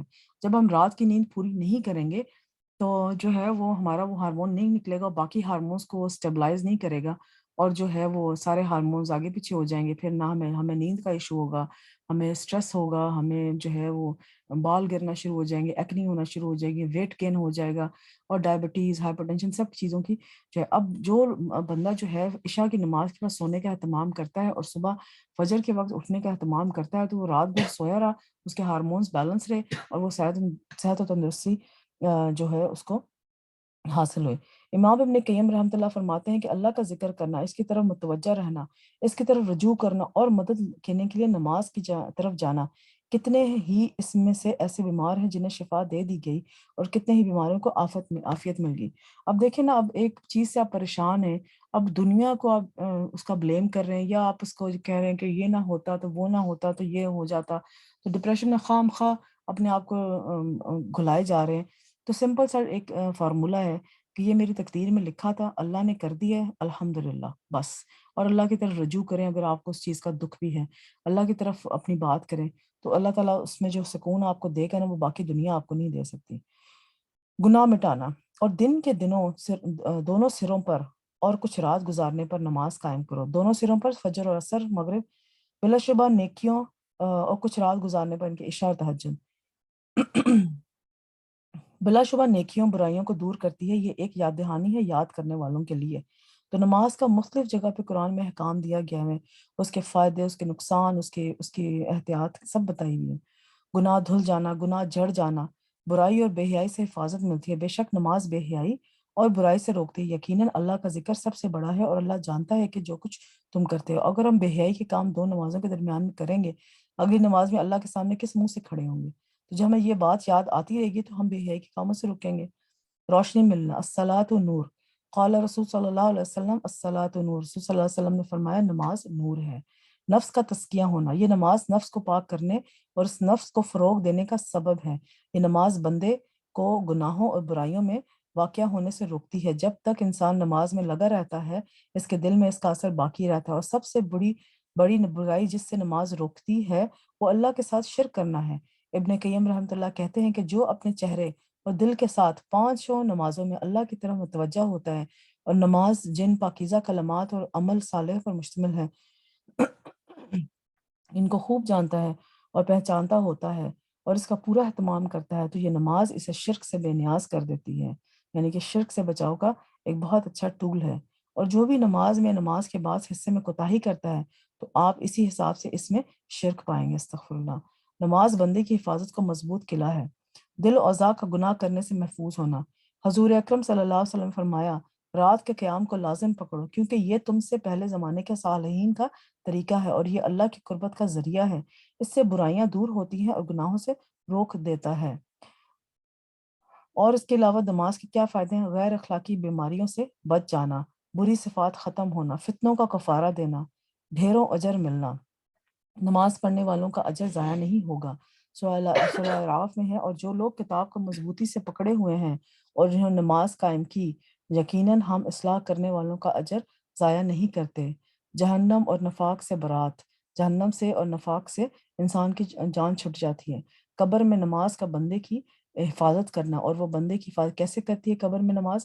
سر کی طرف سے آ کے عذاب آ رہا ہوتا ہے بندے پہ، مگر نماز جو ہے وہ سر کی طرف آ کے کھڑی ہو جاتی ہے، اور اس بندے کی حفاظت اس کو ایز اے شیلڈ وہاں پہ آ کے کھڑی ہو جاتی ہے۔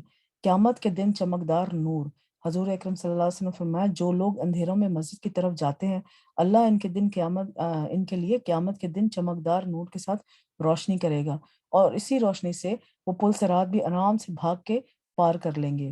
حضور اکرم صلی اللہ علیہ وسلم نے فرمایا اندھیرے میں مسجد میں جانے والے کو نماز کے دن مکمل نور کی روشنی خوشخبری دے دو، قیامت کے دن آنکھیں ٹھنڈی کرنے کا باعث، سجدے اور وضو کی جگہ سے عزا کی چمک اور روشنی، کہ یہاں سے روشنی نکلے گی تو ہم اس میں قیامت میں جب ساری دنیا کھڑی ہوگی تو ہماری یہ روشنی نکلے گی اور بتائے گی کہ جو ہے یہ سجدے اور وضو کرنے والے لوگ تھے، یہ نماز قائم کرنے والے لوگ تھے، اور اسی چمک اور روشنی اور نور سے، اسی لائٹ سے ہم پل صراط کو آرام سے پار کر جائیں گے۔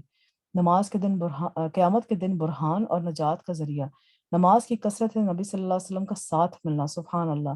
آپ صلی اللہ علیہ وسلم فرمایا اپنے معاملے میں سجود کی کثرت کے ساتھ میری مدد کرو، سجدے کے نشانات پر آگ حرام ہے، نمازی کو جنت میں داخل کرنا اللہ پر حق ہے، نماز جنت میں لے جانے کا باعث ہے، کثرت نماز جنت میں پہلے داخل کرنے کا باعث۔ طلحہ بن عبید اللہ رضی اللہ تعالیٰ عنہ کے روایت کرتے ہیں کہ قضاء کے بلی قبلے کے دو آدمی تھے، ان دونوں میں سے ایک اللہ کے راستے میں مار دیا گیا اور دوسرا اس سے 1 سال بعد فوت ہوا۔ طلحہ کہتے ہیں کہ مجھے خواب آیا کہ جنت کا دروازہ کھولا گیا اور بعد میں فوت ہونے والا شہید ہونے والے سے پہلے جنت میں داخل ہو گیا، تو مجھے بڑا تعجب ہوا کہ شہید کا درجہ ظاہری بات زیادہ ہوتا ہے، وہ کیوں نہیں پہلے گیا؟ جب صبح ہوئی تو میں نے آپ اس خواب کا تذکرہ کیا اور یہ بات حضور صلی اللہ علیہ وسلم تک پہنچا دی۔ تو آپ صلی اللہ علیہ وسلم نے مجھ سے فرمایا کہ کیا اس نے 1 سال پہلے ہونے والے کے بعد 1 سال پہلے ہونے والے کے بعد رمضان کے روزے نہیں رکھے، اس کے بعد 6000 رکعت اور یا سنت کی رکعتیں نہیں پڑھی کہ اس نے جو ہے اپنی عبادات سے اپنا مقام اس طرح زیادہ کر لیا کہ وہ شہید والے سے پہلے جنت میں جا رہا ہے۔ سبحان اللہ۔ اللہ تعالیٰ کا نماز کو ایمان کہنا، نماز ایمان کا ترازو ہے، جس کے دل میں رائی برابر کے بھی ایمان ہو وہ نماز ترک نہیں کر سکتا۔ نماز کی وجہ سے رب سے تعلق مضبوط ہوتا ہے۔ نماز دل اور زبان کے ذکر کو جمع کرنے کا ذریعہ، یعنی کہ آپ کے دل میں یقین ہوگا، زبان سے آپ ادا کریں گے اور اپنے اجزاء سے اس نماز کو جو ہے وہ آپ پروف کریں گے کہ ہاں میرا دل بالکل یقین رکھتا ہے اللہ تعالیٰ کے اوپر۔ نماز کے ذریعے بندے کا اپنے رب سے تعلق درست کرنا۔ اب نماز چھوڑنے کے نقصانات کیا ہیں؟ نماز کا چھوڑنا ایمان سے محرومی ہے، نماز چھوڑنا بدترین گناہ ہے، جان بوجھ کر نماز چھوڑنے والے سے اللہ کی ذمہ داری کا ختم ہونا ہے، اعمال کی بربادی کا باعث ہے، دلوں کی سختی اور غفلت کا باعث ہے، ایک نماز قضا کرنا بڑے خسارے کا باعث ہے، بے نمازی کے لیے موت کی بہت زیادہ سختیاں ہیں۔ نماز چھوڑنا اہل جہنم کی صفت ہے، جنت والے جہنم والوں سے پوچھیں گے تمہیں کیا چیز دوزخ میں لے آئی؟ وہ کہیں گے ہم نماز ادا نہیں کرتے تھے، استغفر اللہ۔ تو ہم اپنے اولاد اور اپنے لیے نماز قائم کرنے کی دعا پڑھیں۔ اگر آپ کو لگتا ہے کہ آپ کے بچے بار بار کہنے کے باوجود نماز کی طرف نہیں آ رہے، تو یہ دعا ضرور مانگے، رب اجعلنی مقیم الصلاۃ ومن ذریۃ ربنا تقبل دعا۔ ٹھیک ہے، اب پوری امت مسلم کے لیے جو ہم نماز کے بعد یہ دعا پڑھتے ہیں اس کو ضرور مانگے کہ اے میرے رب مجھے نماز قائم کرنے والا بنا اور میری اولاد میں سے بھی، اور ہمارے رب اور میری دعا قبول کر دے۔ خواہشات سے ہم کیسے پناہ مانگ سکتے ہیں؟ نماز میں جو خلل پیدا ہوتا ہے یا نماز کی جو گمراہی پیدا ہوتی ہے یا سستی جو نماز میں پیدا ہوتی ہے وہ خواہشات کی وجہ سے پیدا ہوتی ہے، تو اس کے لیے کیا دعا اللہ تعالیٰ سے ہم مانگ لیتے ہیں؟ اللہم انی اعوذ بک من منکرات الاخلاق والاعمال والاہواء، اللہم انی اعوذ بک من منکرات الاخلاق والاعمال والاہواء، اے اللہ میں تجھ سے برے اخلاق، برے اعمال اور بری خواہشات سے پناہ مانگتی ہوں۔ آمین ثم آمین۔ تو ساری باتوں سے ہمارے کرنے کے کام کیا ہے؟ پنجگانہ نمازوں کی حفاظت کریں، 5 نمازوں کی خاص طور پہ حفاظت کریں، فرائض اور نوافل عمدگی سے ادا کریں، دنیا کے کاموں کی وجہ سے نمازوں میں سے غافل نہ ہوں، جیسے ہی نماز کا وقت آئے کام چھوڑ کر نماز پڑھیں، گھر والوں کو بھی نماز کا حکم دیں، بچوں کو بھی سب سے پہلے اسلام کا یہی حکم سکھائیں۔ اللہ سے دعا ہے کہ ہمیں نمازوں کی حفاظت کی توفیق عطا فرمائے۔ الحمدللہ کا لاکھ لاکھ شکر ہے اس میں جو ہے ہم آج رمضان کے ٹائم پہ جو ہم نے دعاؤں کا سلسلہ ایک شروع کیا ہوا تھا، تو اس میں آج کی دعا مانگ لیتے ہیں، اور یہ دعا ہے دنیا اور آخرت کو خراب کرنے والے اعمال سے بچنے کی دعا۔ اللہم انی اعوذ بک من الکسل والحرم والمأثم والمغرم ومن فتنة القبر وعذاب القبر ومن فتنة النار وعذاب النار۔ اے اللہ بے شک میں تیری پناہ لیتی ہوں سستی سے اور انتہائی بڑھاپے اور گناہ اور قرض سے، اور قبر کی آزمائش اور قبر کے عذاب سے، اور آگ کی آزمائش اور آگ کے عذاب سے۔ آمین ثم آمین۔ اس کو انگلش میں بھی پڑھ لیتے ہیں، اللہ سے مانگ لیتے ہیں۔ اللہم انی اعوذ بک من الکسل والحرم والمأثم والمغرم ومن فتنة القبر وعذاب القبر ومن فتنة النار وعذاب النار۔ Oh Allah, I seek refuge in you from laziness and old age, sins and death, and from the trials of grave and torment of grave, and from the trials of hellfire and the torment of hellfire۔ الحمدللہ، اللہ کا لاکھ لاکھ شکر ہے، جزاک اللہ خیر۔ اللہ تعالیٰ سے دعا کر لیتے ہیں۔ اللہم انی اسألک جنت الفردوس، اللہم انی اسألک الجنت الفردوس، ربنا آتنا فی الدنیا حسنۃ وفی الآخرۃ حسنۃ وقنا عذاب النار، اللہم انک عفو تحب العفو فاعف عنا، ربنا اللهم إنك عفو تحب العفو فاعف عنا. اللهم إنك عفو تحب العفو فاعف عنا. اللهم صل وسلم على نبينا محمد. سبحان الله والحمد لله سبحانك اللهم وبحمدك أشهد أن لا إله إلا أنت أستغفرك وأتوب إليك. السلام عليكم ورحمة الله وبركاته.